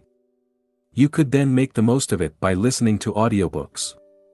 Imagine how much you could learn if you listened to audiobooks every working day for an entire year. Go over your list and look for things you have no control over. Write down what you could do to change, reframe, or eliminate these events. Action step. Refer to the exercises in the corresponding section of the workbook, Section 4. How to use your emotions to grow, stress/worry. 23. Caring what people think of you. How on earth can another's thought about you harm you? It is your thought about his thought that harms. Change your thought. Vernon Howard, The Power of Your Supermind. Are you overly self-conscious? In this section, I'll explain why you care so much what people think of you and what you can do to alleviate the situation. You are the most important person in the world. First, realize you are the most important person in the world. If you don't believe me, remember the last time you felt intense pain. Perhaps it was toothache or surgery, or maybe, you broke your leg in an accident. What were you thinking back then? Were you concerned about the famine in Africa? Did you worry about innocent people being killed in wars in the Middle East? No. The only thing you wanted is for the pain to go away. This is because you are the most important person in the world. Since you must live with yourself 24/7, it is normal to be concerned about your own mental and physical well-being. You have to realize the same goes for every other human on the planet. For me, you're not the most important person in the world, I am. And, from their perspective, so are your close friends, family members, and colleagues. Because you live with yourself 24/7, you incorrectly assume, often unconsciously, people think about you significantly more often than they actually do. In fact, for the most part, people do not care about you. While it may sound depressing, it's actually liberating. It means you don't have to worry so much what people think of you. As the famous saying goes, when you're 20, you care what everyone thinks, when you're 40, you stop caring what everyone thinks, and when you're 60, you realize no one was ever thinking about you in the first place. While you keep track of all your mistakes and awkward moments, nobody else does. People are simply too busy worrying about themselves. In short, people don't keep track of your past failures, read everything you post on social media, remember your awkward moments, think of you very often, or care about you as much as you care about yourself. Not everybody will love you. You care what other people think of you because you want them to approve of you. You assume the best way to do that is to avoid making waves. As a result, you may spend your whole life trying to be the perfect person, hoping to be loved. However, it usually doesn't work. No matter how great you are, some people won't like you. You may try to fix the image people have of you, but that won't work either. People will still see you the way they want to, because of their own values and beliefs. Thus, if you base your self-worth on what people think of you, you'll always be at the mercy of the approval of others. What will happen if they suddenly disapprove of you? Unfortunately, no amount of external approval will compensate for a lack of self-approval. By trying so hard to be loved by everybody, you risk living a dull life in which you're unable to express your personality. You'll end up mimicking your friends, pleasing everybody around you, but forgetting to please the most important person in the world, you. What people think of you is none of your business. You're not responsible for people's thoughts. In fact, what people think of you is none of your business. Your job is to express your personality the best way you can while having the purest intent possible. In short, your responsibility is to do your best to be your true self. Then, people may or may not like you, and either way is fine. Remember, the most influential people such as presidents and statesmen and women are often hated by millions. Therefore, don't make it your personal mission to change people's image of you. People are entitled to their beliefs and values, and they have the right to dislike you. They are free to interpret your actions and behaviors through their own filter. Part of your personal growth is to accept you don't have to be liked by everybody, and finally, you can be yourself. How to use this emotion to grow? Being overly self-conscious means, 1. You have a distorted view of the way people perceive you, and 2. You are attached to a self-image you want to protect. To stop being so self-conscious, you must address these 2 points. 1. Change your interpretation of the way people perceive you to care less about what people think of you. It is essential for you to redefine your relationships with other people. This entails realizing that, in general, people don't care about you, and you don't care about people. Exercise 1. Realizing people don't care. This exercise will help you understand at a deep level, most people are not really concerned about you. Choose one person you know. It might be a friend, an acquaintance, or a colleague. Ask yourself how often you think about that person in your daily life. Now, put yourself in the shoes of that person. How much do you imagine he or she thinks about you during an average day? How much does he or she keep track of what you do or say? What do you think he or she is worrying about right now? Repeat this process with at least 2 more people. As you do this exercise, you'll probably realize other people are simply too busy to think of you often. After all, they live with themselves 24/7. In their own eyes, they are the most important person in the world. Not you. And this is only to be expected. Exercise 2, realizing you do not care. You're not that concerned about other people either. The following exercise will make you realize this. Go through your day and try to remember all the people you met or interacted with. It might be the waitress or the customers in the restaurant you lunched in, the people you saw on the street, and so on. Ask yourself how much you thought about these people prior to this exercise. You probably didn't think of them at all, did you? As you can see, you don't really have time to worry about other people. Most of the time you are concerned only about yourself. It's not to say you have no compassion or are a selfish jerk. You're merely being human. Stop being overly attached to your self-image. If you are overly self-conscious, chances are you worry too much about the way people perceive you. Perhaps you want their approval or are afraid they will judge you. It is essential you learn to let go of this self-image. Exercise, letting go of your self-image. Write down all the things you're afraid to be judged on, maybe you worry about your look, or you're afraid of saying something silly. Write down why you care. What is the issue here? What image are you trying to protect? Do people believe you're smart and you're afraid you can't live up to this image? Are you afraid of being rejected as a result of saying something wrong? This exercise will bring awareness to the things you're worrying about and will help you address them. In addition, don't forget to complete the exercises mentioned in the section, letting go of your emotions. Finally, remember people will always interpret your words and actions based on their values and beliefs. Therefore, to let your personality shine, you have no choice but to allow them to see you whatever way they wish to. Action step. Refer to the exercises in the corresponding section of the workbook, Section 4.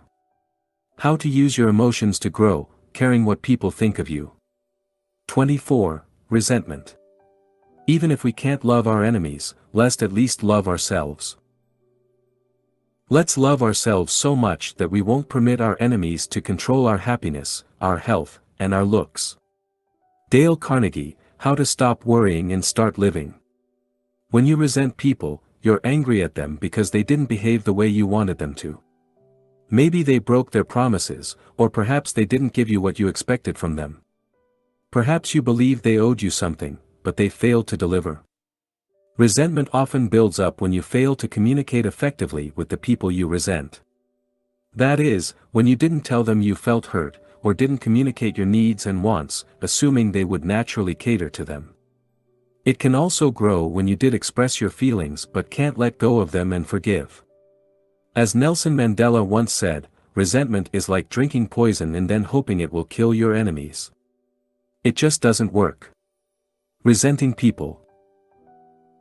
As with any other emotion, resentment will grow in intensity following the formula, interpretation plus identification plus repetition equals strong emotions.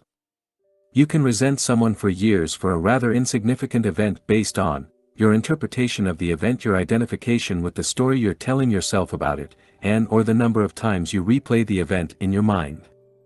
Let's say one of your friends betrayed you by not inviting you to a party.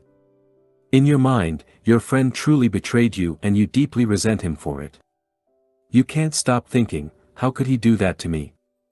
The thought consumes you for weeks and you decide to cut ties with him. Months later you're still resenting him. Notice that the event in itself isn't upsetting. What creates resentment is your interpretation of the event. Now, is it possible that your interpretation was wrong? What if your friend assumed you wouldn't like the party? What if he thought you were too busy? Sure, he should have at least invited you, but nobody is perfect. If you'd put aside your interpretation and confronted him at the time, maybe things would have turned out differently. The danger of letting resentment build up. Often, what adds fuel to the fire is your inability or unwillingness to confront the people you resent.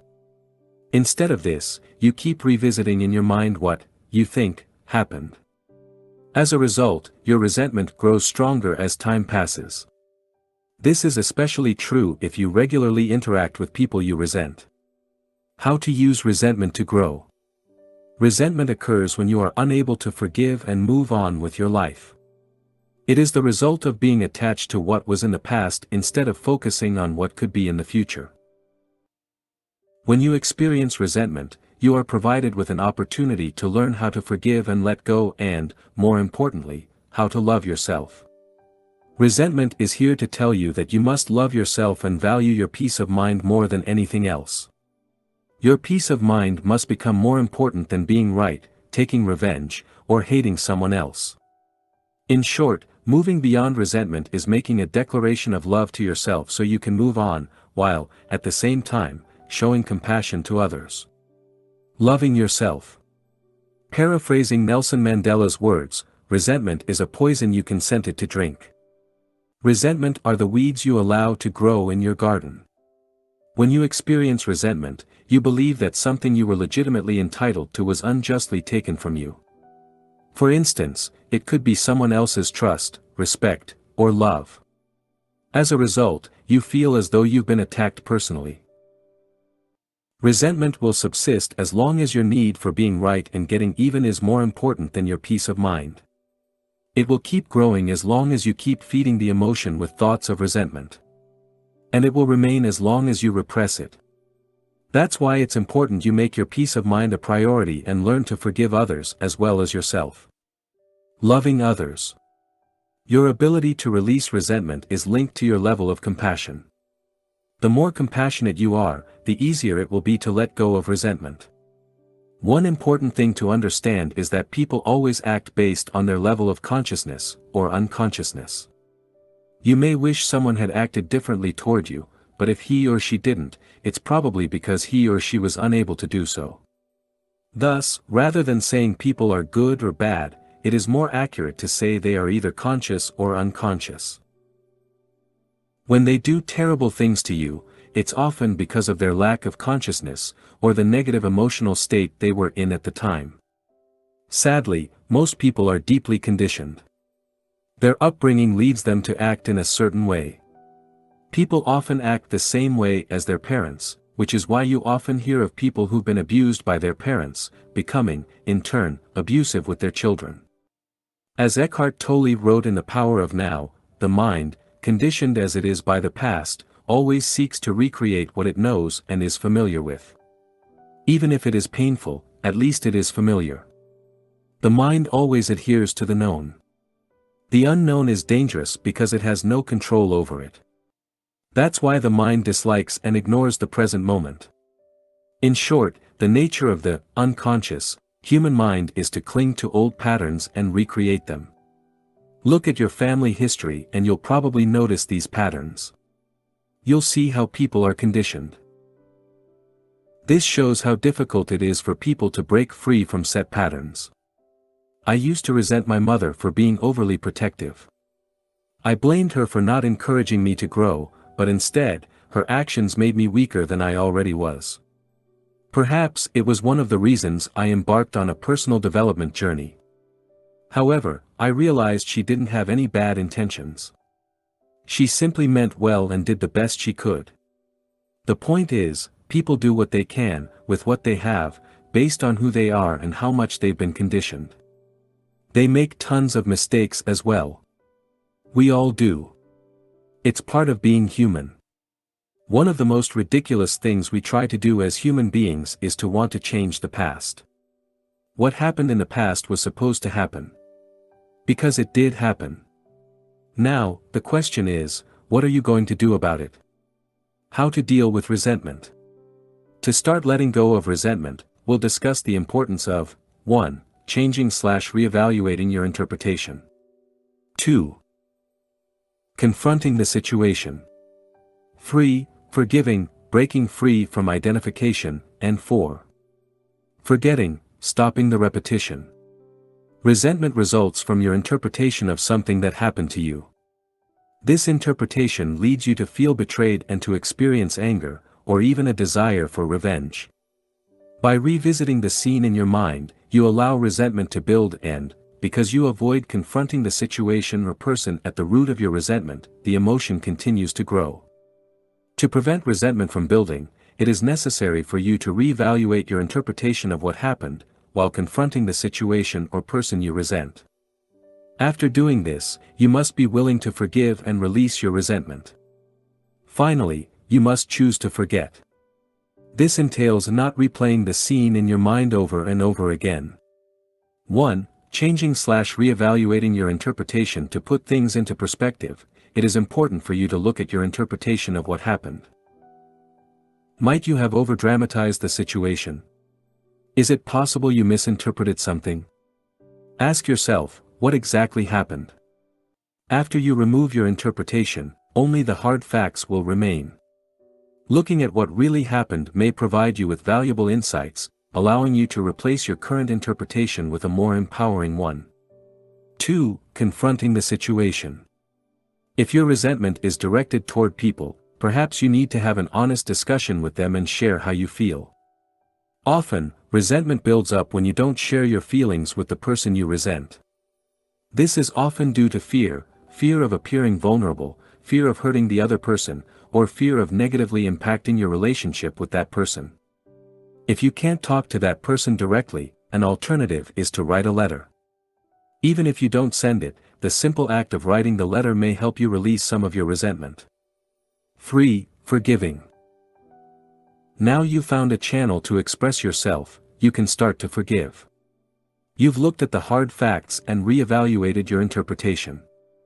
If needed, you had an honest discussion with the person you resent. You did what you had to do, and can now let go. Think of the negative consequences created by resentment. Write down how it affects your happiness and peace of mind. Remember, resentment is the result of your attachment to the past. Forgiveness is simply reconnecting with the only thing that is real, the present, while forgetting about what isn't real, the past. Then, release it. Imagine how your life would be and how you would feel once you've let go of the resentment. Do it right now. Then, let go. Forgive. Remember, forgiving is an act of self-love. You forgive not just because you have compassion, but because you value your happiness more than anything else. As you forgive, you let go of the attachment to your story, and you distance yourself from the thoughts related to it. To let go of resentment, you can use the 5-step process introduced in the section, Letting Go of Your Emotions. 4. Forgetting. Finally, forget. Forgetting is when you stop entertaining thoughts of resentment and simply move on. When such thoughts arise, let them go. Over time they will lose their power. Action step. Complete the exercise in the corresponding section of the workbook, Section 4.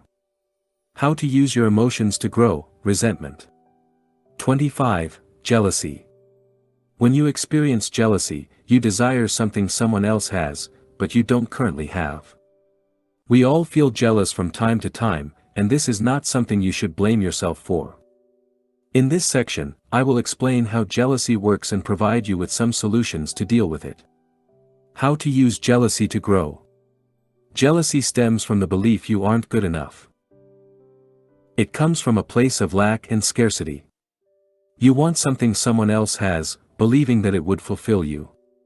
Alternatively, you're afraid of losing something or someone you believe is yours.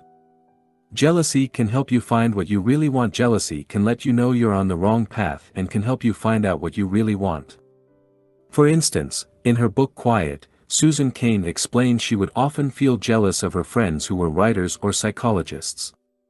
Interestingly, even though she was a lawyer at the time, she didn't feel jealous of successful lawyers, as her lawyer friends often did. This led her to realize she wasn't made to be a lawyer. As a result, she changed her career and became a writer. I had a similar experience. While I was a consultant, I didn't envy or look up to successful people in my company.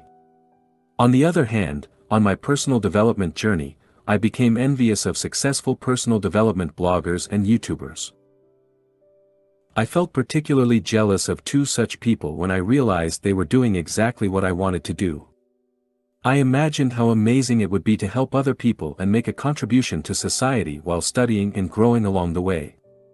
This is why I created a blog and started writing books. As you can see, jealousy, when properly used, can be beneficial. Exercise, identify who you are jealous of. Write down who you are jealous of. Now, what does it say about you and what you want from life?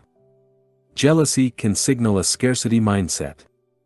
In other situations, jealousy may indicate you're operating under a scarcity mindset. Let me give you another example from my personal life. When I see best-selling writers, I sometimes become jealous. I feel as though they are stealing my piece of the pie, and I deserve success as much as they do. I'm not proud of this feeling, but I don't blame myself for having it either. This feeling of jealousy stems from the belief there is only a certain amount of success available out there. Thus, every time someone has a little success, they are stealing your piece of the action. Interestingly, this is often not the case. If anything, for writers the opposite is true. The more a writer can cooperate with other writers, the better chances he or she has to succeed. A writer who tries to do everything on his or her own is likely to fail. This is not limited to writers, of course. Shifting your mindset from one of competition to one of cooperation can help you move from a feeling of scarcity to a feeling of abundance. Nowadays, when I see other writers having success, I remind myself what great news it is. After all, if they can do it, so can I. And the more successful my fellow writers become, the more they are in the position to help me in the future. This also works the other way around.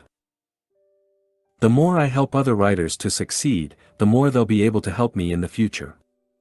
As Zig Ziglar said, you can have everything in life you want, if you will just help other people get what they want.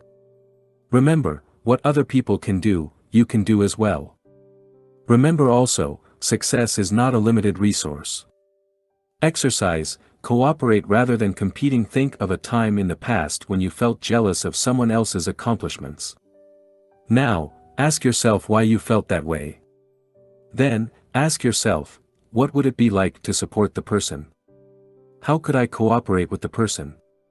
Why is that person's success good for me? Jealousy may tell you to solve self-esteem issues. Perhaps you're afraid your boyfriend or girlfriend may cheat on you, or leave you for someone else. This usually comes from the belief you aren't good enough, and you need your boyfriend or girlfriend to complete you. Unfortunately, or fortunately, the same way you can't control what people think of you or how they behave, you can't control your loved one's thoughts or behaviors either. Often, the very same desire to control your partner is what pushes them further away. While feeling jealous from time to time is normal, if you're excessively jealous, it is essential you look within you. Your insecurities and fears usually come from a lack of self-esteem and from the fear that you can't or won't be loved. Jealousy may lead to some of the following behaviors: trying to control your partner. You may check your partner's phone or emails or prevent them from going out to see their friends. Testing your partner to see whether he or she loves you. You may expect your partner to behave in a certain way, and when he or she doesn't, you feel betrayed. This stems from the belief that you shouldn't have to tell your partner what you want or need. He or she should be able to guess. Imagining things that aren't there. You make up all sorts of stories in your mind by extrapolating facts. I invite you to refer to the section, Not Being Good Enough, to discover how to develop a healthier self-esteem. Jealousy may signal you to stop comparing yourself with others. One kind of lingering discontent, shared by millions, is the notion that others are happier than they are. I assure you, they are not. If you could only see the secret sorrows of those whose smiles and activities seem to indicate happiness. If you could only see how fervently they wish to be somewhere else, doing something different, being someone other than who they are. Vernon Howard, The Power of Your Supermind. Jealousy often results from comparison with others. It is important to realize this type of comparison is generally as counterproductive as it is biased. Indeed, you seldom compare apples to apples. You look at some of your friends' successes, but you fail to realize this is only part of the picture. While they may seem happy and successful on the surface, it is quite possible they are unhappy or even depressed. The point is, rather than assuming your friends are happier than you are, it is better to assume that you are as happy as they are. Also, guard against looking only at areas in which your friends seem to have it better than you. Perhaps, you focus on the fact they're making more money than you, or have a partner while you are single. Or perhaps you envy them for some of their natural strengths and abilities. The problem here is you fail to make an apple-to-apple comparison. You dismiss your own strengths or qualities which make you feel as though you're not as good as they are. Even worse, you may often compare yourself with several other people. You look at areas in which they are successful and then you look at your own life to see how well you compare. Of course, not very well. How could you compete with the combined strengths of several people? Can you see how biased and unrealistic this type of comparison is? Yet, this is what many of us do, albeit unconsciously. The bottom line is, if you feel jealous, it may be because you engage in this type of unfair comparison. Instead, why not compare your today's self with your yesterday's self? After all, the only thing you can do is to try to be better than you were yesterday, last month, or last year. Because we all start with different circumstances, skills and personalities, there is no such thing as a fair comparison.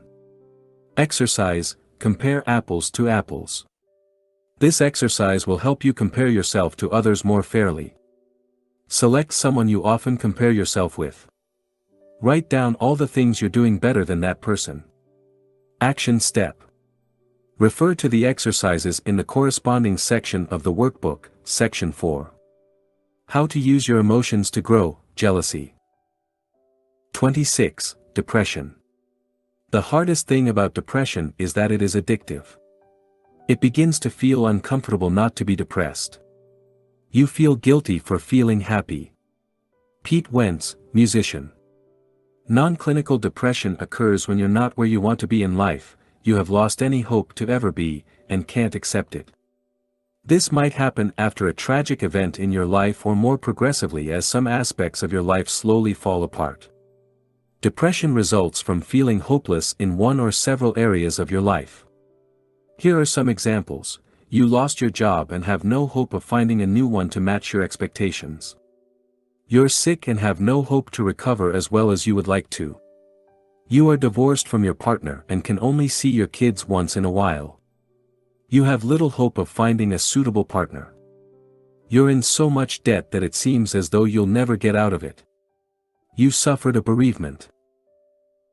While the events above are tragic, depression can also be created out of more ordinary, less severe events.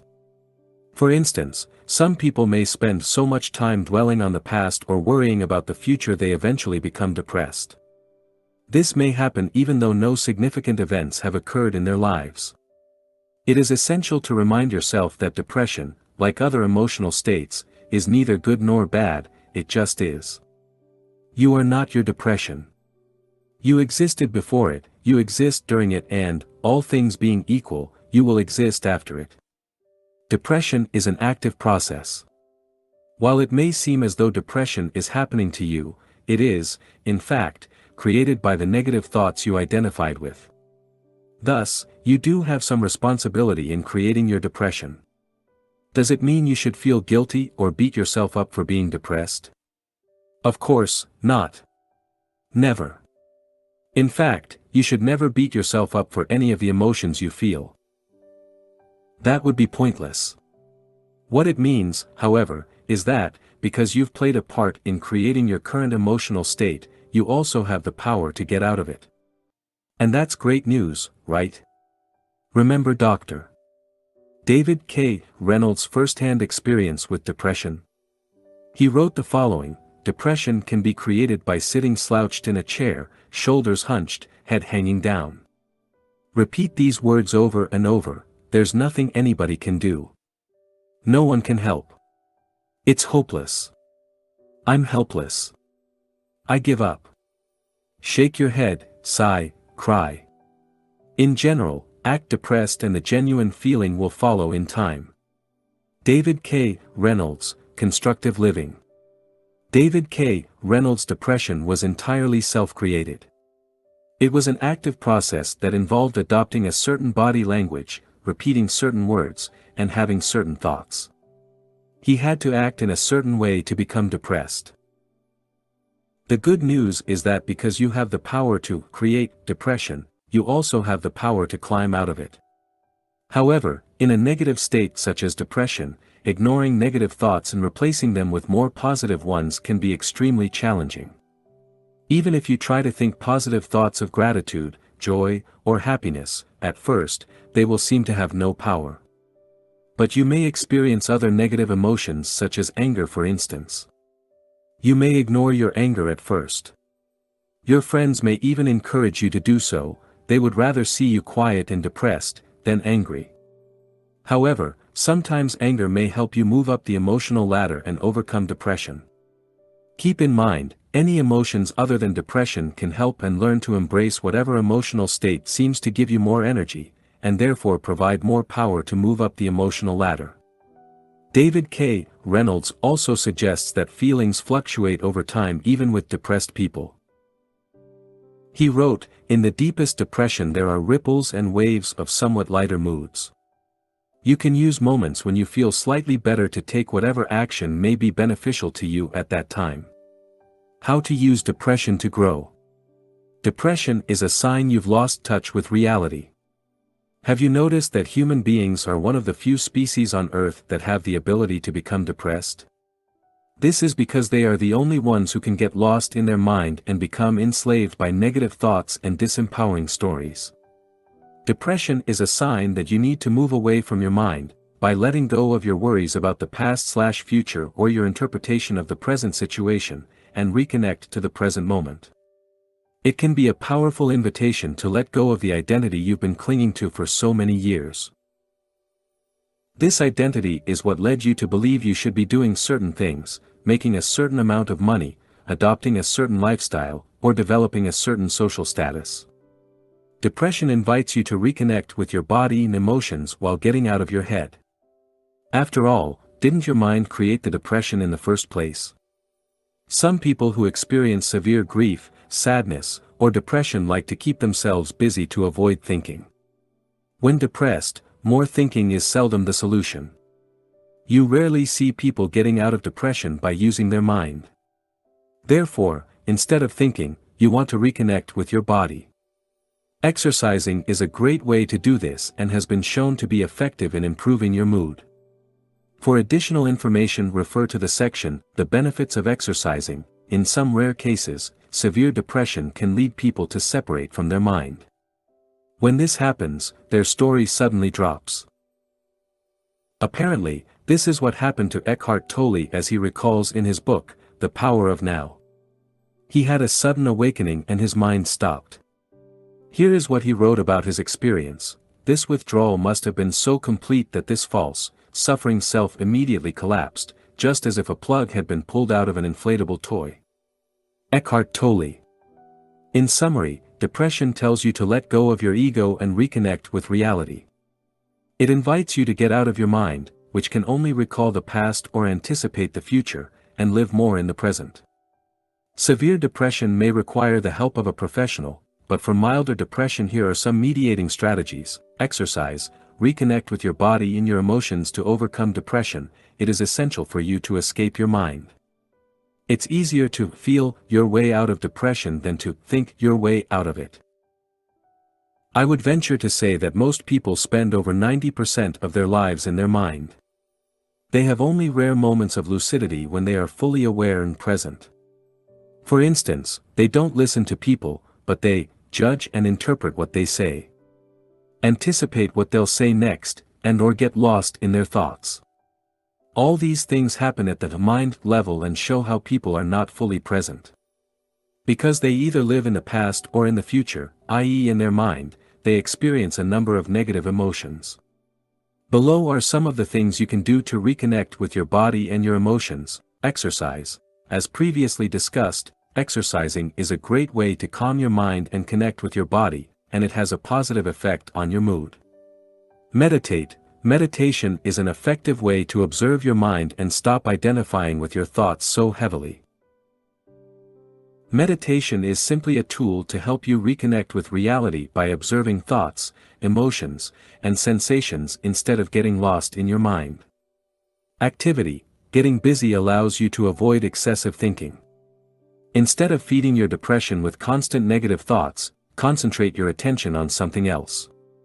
Focus on others. As mentioned in Dale Carnegie's book, How to Stop Worrying and Start Living, Alfred Adler used to say to his melancholia patients, "You can be cured in 14 days if you follow this prescription.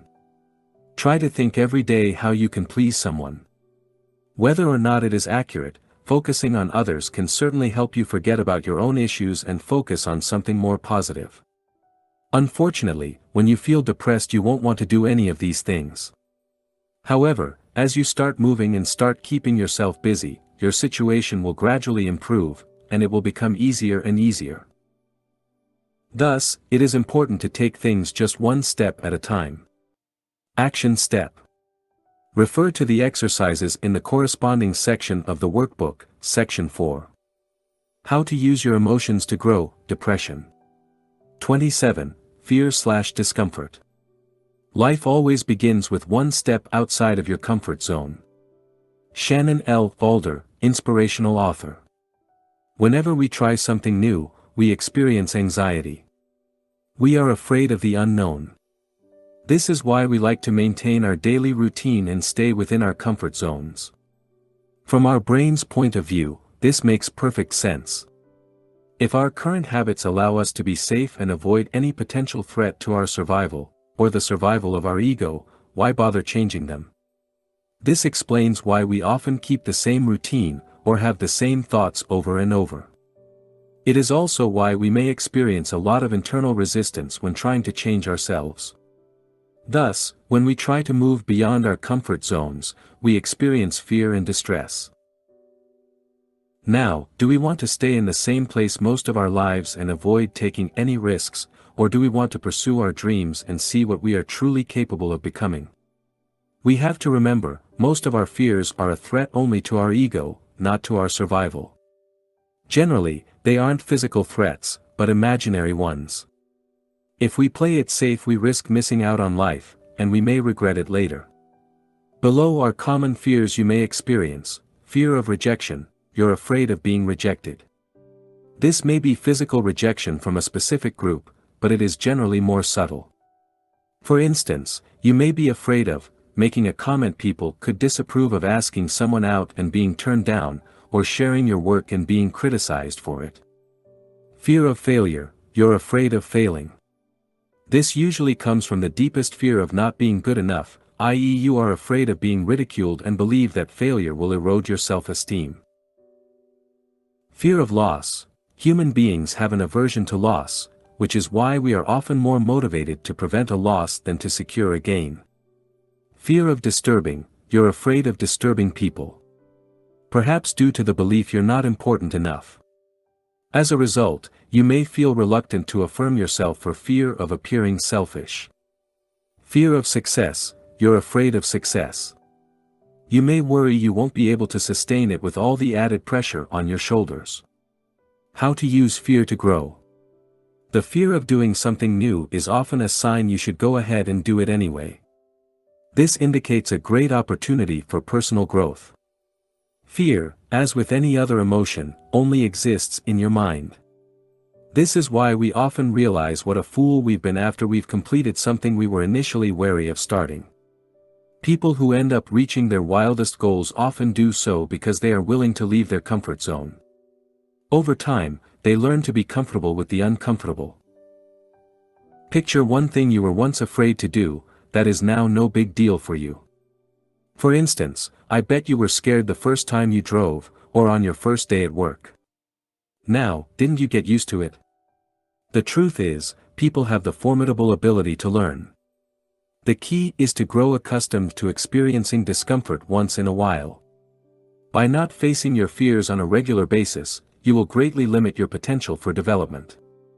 Staying inside your comfort zone can also erode your sense of self-esteem as, in the back of your mind, you know you're not doing what you're supposed to do. There is a law in nature: things either grow or die. The same goes for human beings. When humans don't move beyond their comfort zone, they start dying inside. Don't let that happen to you. As Benjamin Franklin said, some people die at 25 and aren't buried until 75. Make sure "some people" doesn't include you. Taking action. The first step to move out of your comfort zone is to realize even the most successful people on earth feel fear. Courage is not the absence of fear, it is taking action despite the fear. Courage is realizing fear is not going to go away and doing what you want to do anyway. Without fear, there is no courage. As you face fear on a regular basis, you cultivate courage and turn it into a habit. You don't need to avoid fear or numb yourself to it before you can take action. Instead, you must accept the fact that fear won't go away and get used to it. Then, you must decide to take action. Exercise. Move out of your comfort zone. To start moving out of your comfort zone, you can ask yourself, what is the one thing I should be doing, but fear has made me procrastinate over? Once you do that one thing, you'll likely experience a sense of pride and of being alive. This is a sign you're on the right track. See it as the reward your brain gives you for moving beyond your comfort zone. Action step. Refer to the exercises in the corresponding section of the workbook, Action 4. How to use your emotions to grow, fear/discomfort. 28. Procrastination. Only put off until tomorrow what you are willing to die having left undone. Pablo Picasso. Procrastination is largely an emotional issue. While there are effective techniques to deal with procrastination, for the most part, learning to manage your emotions properly is the key to overcoming your tendency towards delayed action. Why you procrastinate. There are different reasons why people procrastinate. Below are some of them. The task is boring, the task is seen as unimportant, the task is too challenging, or perceived as such, you're afraid you'll do a poor job, or you are habitually lazy. Imagine if the task was lots of fun, perceived as important, and so easy you couldn't fail, would you procrastinate? I believe fear is the main reason people procrastinate. Afraid they'll do a poor job, people would rather put off a task. While they may convince themselves that the task is not urgent or important, or that they are tired, often, the truth is they are scared. Note that procrastination isn't in itself a sign you are lazy or something is wrong with you. We all procrastinate. However, if you regularly suffer from procrastination, it may indicate you either have self-esteem issues, or you lack self-discipline. How to use procrastination to grow. Procrastination might suggest you believe too much in what your mind is telling you. Instead of being the master of your mind, you've become its slave. This comes at the cost of not living the life you want, not accomplishing your dreams, and experiencing low self-esteem, guilt, and unhappiness. Remember, when your mind tells you, you're tired. Let's rest, or let's do it tomorrow, it's not an order. You don't have to follow it. You aren't your emotions. Neither are you your mind. No matter what thought may cross your mind, you can choose to either accept it, or ignore it. Now I would like to share a 16-step process to overcome procrastination. Don't worry, it's not as complicated as it might first appear. How to crush procrastination in 16 simple steps. 1. Understand what's hidden behind procrastination. The first step is to understand why you procrastinate. As we've discussed previously, there are specific reasons behind procrastination. Usually, it has to do with fear, and the mind tells you the best way to avoid fear is simply to do nothing. In other words, to procrastinate. Another reason you procrastinate is because the task is difficult. You want to avoid pain as much as possible and maximize pleasure. This is how your brain works. You may also procrastinate because you lack motivation. This happens when the task you work on isn't part of a bigger vision that excites you. If you lack motivation, ask yourself why. Then, consider the following solutions: delegate the task, eliminate the task, reframe the way you perceive the task to make it part of a bigger, and more exciting, vision, restructure the task so that it becomes easier, or just get started. See Step 13. Spend time identifying all the reasons behind your procrastination. Be honest with yourself. 2. Remind yourself of the cost of procrastination. Procrastination is not a minor issue and comes with severe consequences. The direct consequence of procrastination is that you'll achieve far less than you could during your time spent on Earth. The indirect consequence of procrastination is that you may feel bad about yourself. You may blame yourself for not doing what you know you should be doing, which erodes your self-esteem and creates unnecessary worries. Exercise, the cost of procrastination. Now, take a sheet of paper and write down what procrastination costs you. How does it affect your peace of mind? Your self-esteem? Your ability to achieve your dreams? The more you're sick and tired of procrastination, the more likely you will be to actually do something about it. 3. Uncover your story. The third step to overcome procrastination is to identify the story behind it. What are you telling yourself when you feel the urge to procrastinate? What thoughts cross your mind? What excuses do you use? Some common excuses are, I'm too tired, I'll do it tomorrow, I'll do a poor job, and or it's not really important. Let's address some of these excuses right away. I'm too tired. While that may be true, you must realize you're not your mind. You don't need to listen to your mind. Navy SEAL, David Goggins, uses the 40% rule. This rule states that, even when you think you can't take it anymore, you're using only 40% of your brain's capacity. The bottom line is you have great reserves of energy you can tap into when you feel tired. Therefore, working 2 hours on your side business after work isn't going to kill you. I'll do a poor job. If you schedule a task for today, it means you believe you can do it. Thus, the fear of doing a poor job isn't the issue here.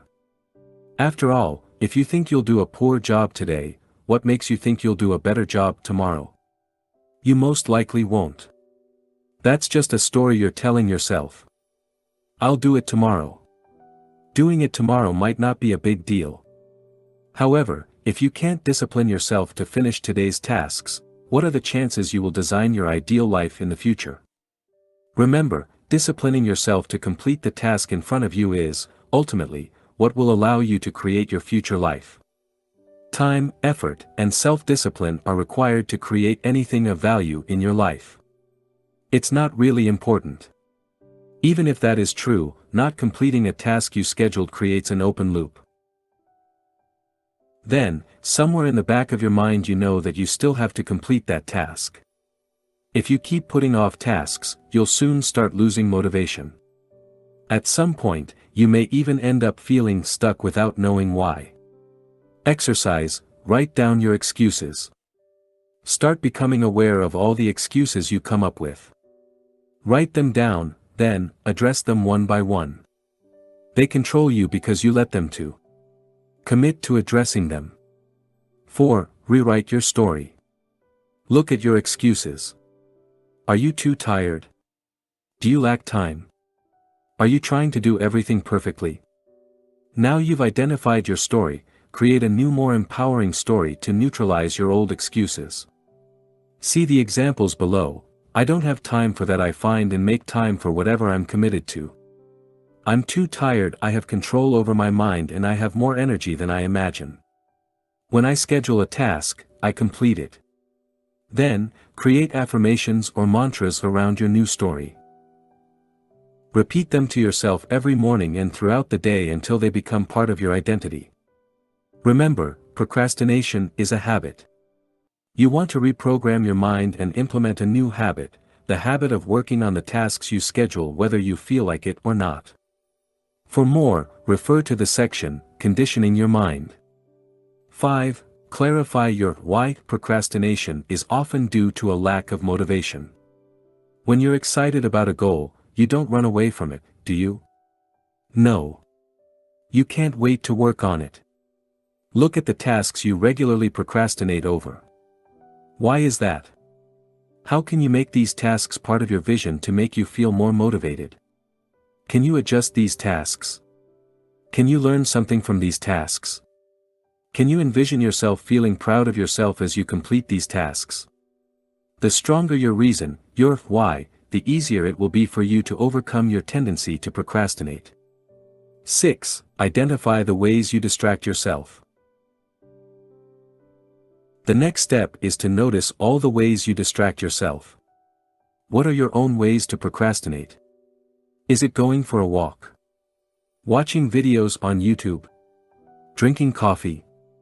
Or perhaps reading books on how to overcome procrastination? Unless you're aware of all the ways procrastination manifests in your life, you'll have a hard time overcoming it. Exercise, make a list of all the ways you procrastinate. Take a couple of minutes to write down all the way you procrastinate using the free workbook. 7. Stay with the urge. As you feel the urge, stay with the emotion. How do you feel? Allow yourself to feel the emotion. Don't judge yourself. Don't blame yourself. Just accept what is. As you do so, you'll gain more control of your mind. Refer to the chapter on letting go of your emotions for more information. 8. Record everything you do to assess your productivity and gather insights on ways you procrastinate. record everything you do in a notebook. Do it for 1 week. Each time you switch from one activity to another, write it down. Make sure you write how much time you spend on each task. By the end of the week, you'll know how much time you spend doing real work and how much time you spend distracting yourself. Be careful, you might be shocked. 9. Set a clear intent behind everything you do before working on a task. Make sure you know exactly what needs to be done. Ask yourself, what am I trying to accomplish here? What will the end result look like? This way, you'll avoid giving your mind room to create excuses. 10. Prepare your environment. Your mind doesn't like what's difficult. It wants things to be easy. Thus, make sure you remove any friction or obstacle so you can work on your task immediately. For instance, if you want to run, have your running gear ready next to your bed so you can go run right after you wake up, after a full warm-up first, of course. For computer-related tasks, remove all distractions from your desk and make sure you can access all the files you need immediately. 11. Start small. Instead of putting a lot of pressure on yourself, why not start small? Rather than writing 2 pages of your manuscript, maybe you can write 1 paragraph. Rather than exercising for 1 hour, why not start with 5 minutes? Making your task smaller will help you overcome procrastination. Not only that, but it will also allow you to build momentum. So, whenever you have an option, make sure you start small to reduce the pressure. 12. Create quick wins. Facing daunting tasks every day will set you up for failure and kill your motivation. Learn to chunk down your tasks and set small milestones, ones you can achieve easily. This will allow you to form the habit of completing your tasks 100%. Increase your self-esteem as you accumulate quick wins, and reduce the urge you have to procrastinate. Set small goals every day and accomplish them consistently for a few weeks. By doing so, you will increase your self-esteem and be better equipped to complete challenging tasks in the future. Remember, getting things done is a habit, and as with any other habit, it can be practiced and learned. 13. Just get started. Often, when you start working on a task, you'll enter what is called the flow, and things become effortless. In these instances, you become so focused on your task motivation will no longer be an issue. The best way to enter a flow state is by getting started. To make it easier, decide to work on a task for only 5 minutes and see what happens. Remove any pressure or desire to perform well and give yourself permission to do a poor job. You'll often end up working on the task for a lot longer than originally planned. Notice that the more attention your task requires, the more likely you are to enter the flow quickly. In addition, you can use the 5-second rule introduced by Mel Robbins in her book, The 5-Second Rule. This rule states that you only have a 5-second window to take action before your mind talks you out of it. For more on the 5-second rule, refer to the section, Conditioning Your Mind. 14. Create daily habits to support you. If you tend to procrastinate on important tasks, commit to working on them first thing in the morning. For instance, if you want to write a book, start writing every morning. Start small. For instance, set a tiny goal of writing 50 words a day, and do it every morning. As you maintain this schedule, you'll develop a writing habit and make procrastination less likely. 15. Use visualization. You can also use visualization to help you overcome procrastination. Below are 2 specific ways to do so. 1. Visualize yourself doing the task. See yourself turning on the computer, opening the file and writing. Imagine yourself putting on your running shoes and going for a run. This type of visualization has been shown to increase the likelihood you work on the task. Try it out. 2. Visualize yourself having completed the task. How would you feel once the task is done? Liberated? Happy? Proud? Now, feel as you would feel if you had completed your task. By doing so, you'll experience a boost of motivation that will encourage you to work on your task. 16. Build accountability. If you have a hard time completing a task, you might need some accountability. When I'm likely to procrastinate, I like to send a message to a friend and tell him I will complete a certain task by a specific date. Another way to build accountability is to have an accountability partner you communicate with on a regular basis. You could talk to him or her once a week and share your list of goals. You could look at the important tasks you're likely to put off and set a specific deadline for each one. Then, you could send an email to your accountability partner to let him or her know when you completed a task. If you follow this 16-step process, you should be able to overcome or, at least, significantly reduce your tendency to procrastinate. Action step. Follow the 16-step process using the corresponding section of the workbook, Section 4. How to use your emotions to grow, procrastination. 29. Lack of motivation. People often say that motivation doesn't last. Well, neither does bathing, that's why we recommend it daily. Zig Ziglar, salesman and motivational speaker. Lacking motivation is usually a sign that you don't have a compelling vision to pursue. People who have an exciting vision seldom lack motivation. While they may experience setbacks along the way and feel frustrated or even mildly depressed, they tend to bounce back quickly by reminding themselves of their vision. Lack of motivation is also a sign you're not following your bliss. It shows there is a misalignment between what you do and who you are. The word enthusiastic comes from Greek and means filled with the divine. If you lack enthusiasm, you're probably out of touch with the essence of who you are. I've never heard of a Nobel Prize winner retiring early because he or she was bored. In fact, most of them will work until the day they die. This is because they have a clear purpose. Similarly, I've never seen billionaires selling their companies to retire on a tropical island. They may have tried but quickly realize how boring their lives have become. The point is, you don't inherently lack motivation, you're just not doing what you're supposed to do. You haven't stretched yourself enough and haven't created a vision that inspires you. Perhaps, you're stuck at the same dead-end job that bores you to tears. Or maybe you're at your current job for the money, or to fulfill your parents' wishes. Then, it's no wonder you lack motivation. Fortunately, you can get your motivation back. How to use motivation, or lack thereof, to grow a lack of motivation says you need to design a life that is more in line with who you are. It entails having a deep knowledge of your strengths, personality, and preferences, while making sure you leverage them on a day-to-day basis. Knowing your strengths. When you spend most of your day doing things you suck at, how do you feel? Probably, not very motivated. Sadly, many people are stuck in jobs that do not allow them to use their strengths. As a result, they keep struggling, and keep wondering if their fate is to suffer the same way for the next 40 years. I've experienced firsthand the difference between working at a job you suck at, and working on something you love and feel good at. I can attest that the level of motivation and energy you have when you do what feels right to you can be extraordinary. Have you noticed you tend to like the things you're good at?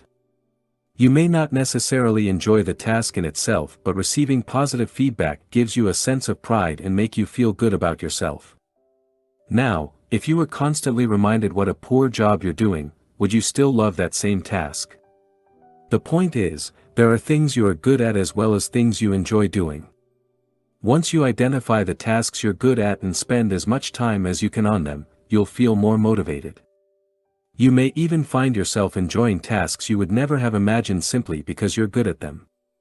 To be able to focus on your strengths, you may have to redesign your current job description, change jobs within the same company, or change your career altogether.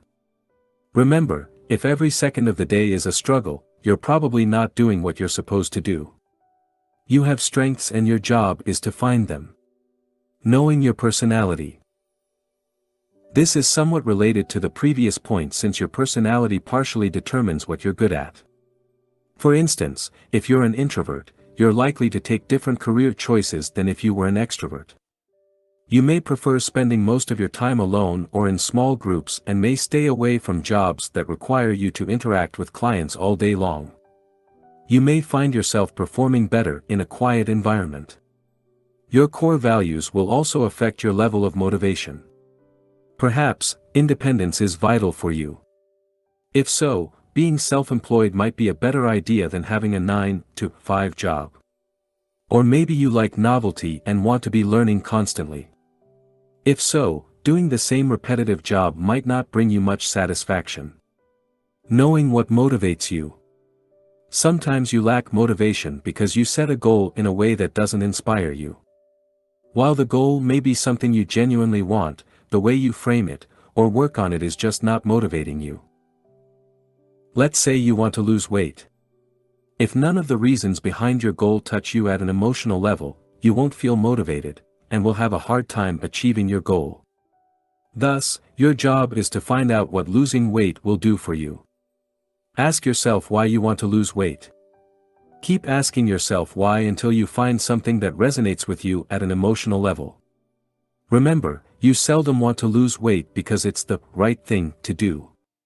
You want to lose weight because it will make you feel a certain way.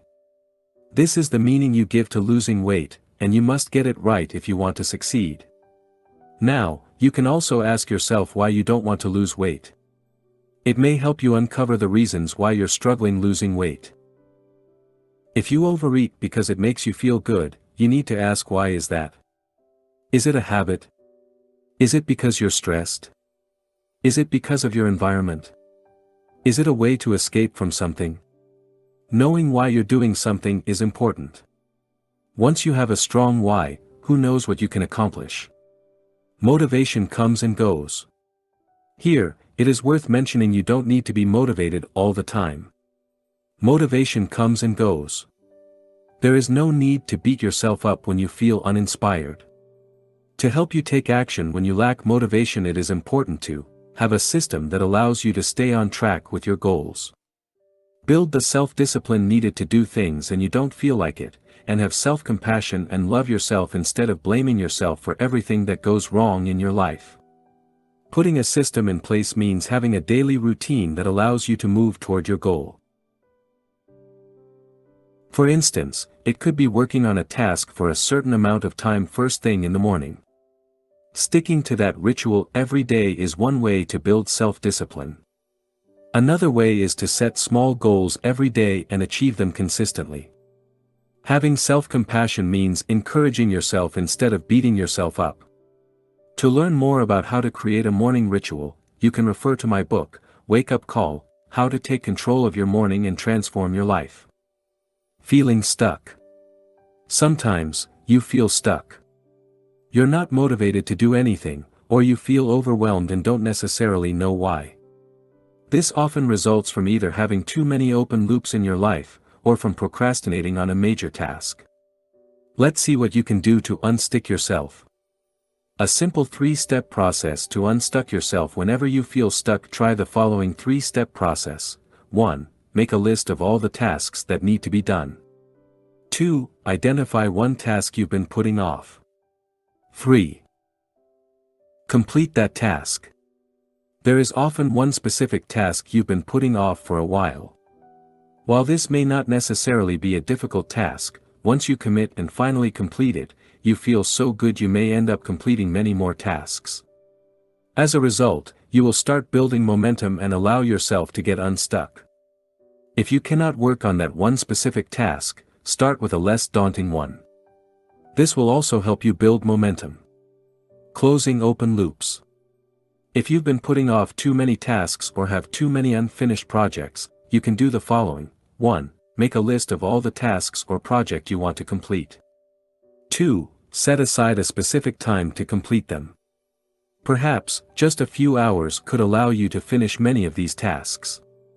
Or maybe you need longer. If so, take more time. 3. For bigger projects, in the next few days or weeks, focus on only one project until it is complete. 4. Reschedule, delegate or abandon some of your projects. To learn how to get your motivation back, you can refer to the second book in the Mastery series, Master Your Motivation. Action Step. Refer to the exercises in the corresponding section of the workbook. Section 4. How to use your emotions to grow: lack of motivation. Conclusion. Thank you for purchasing this book. My sincere hope is that it helped you make sense of your emotions and gave you the tools you need to start taking better control of them. Remember, the quality of your emotions determines the quality of your life. Therefore, learning how to change yourself and your environment to experience more positive emotions is essential for your well-being. Let's face it. You'll keep experiencing negative emotions throughout your life, but, hopefully, each time you'll remind yourself that your emotions are not you and will learn to accept them as they are before letting them go. You're not sad, depressed, jealous or angry, you are what witnesses these emotions. You are what remains after these temporary feelings fade away. Your emotions are here to guide you. Learn as much as you can from them, and then let them go. Don't cling to them as if your existence depends on them. It doesn't. Don't identify with them as though they define you. They don't. Instead, use your emotions to grow and remember, you are beyond emotions. How could you not be? They come and go, but you stay. Always.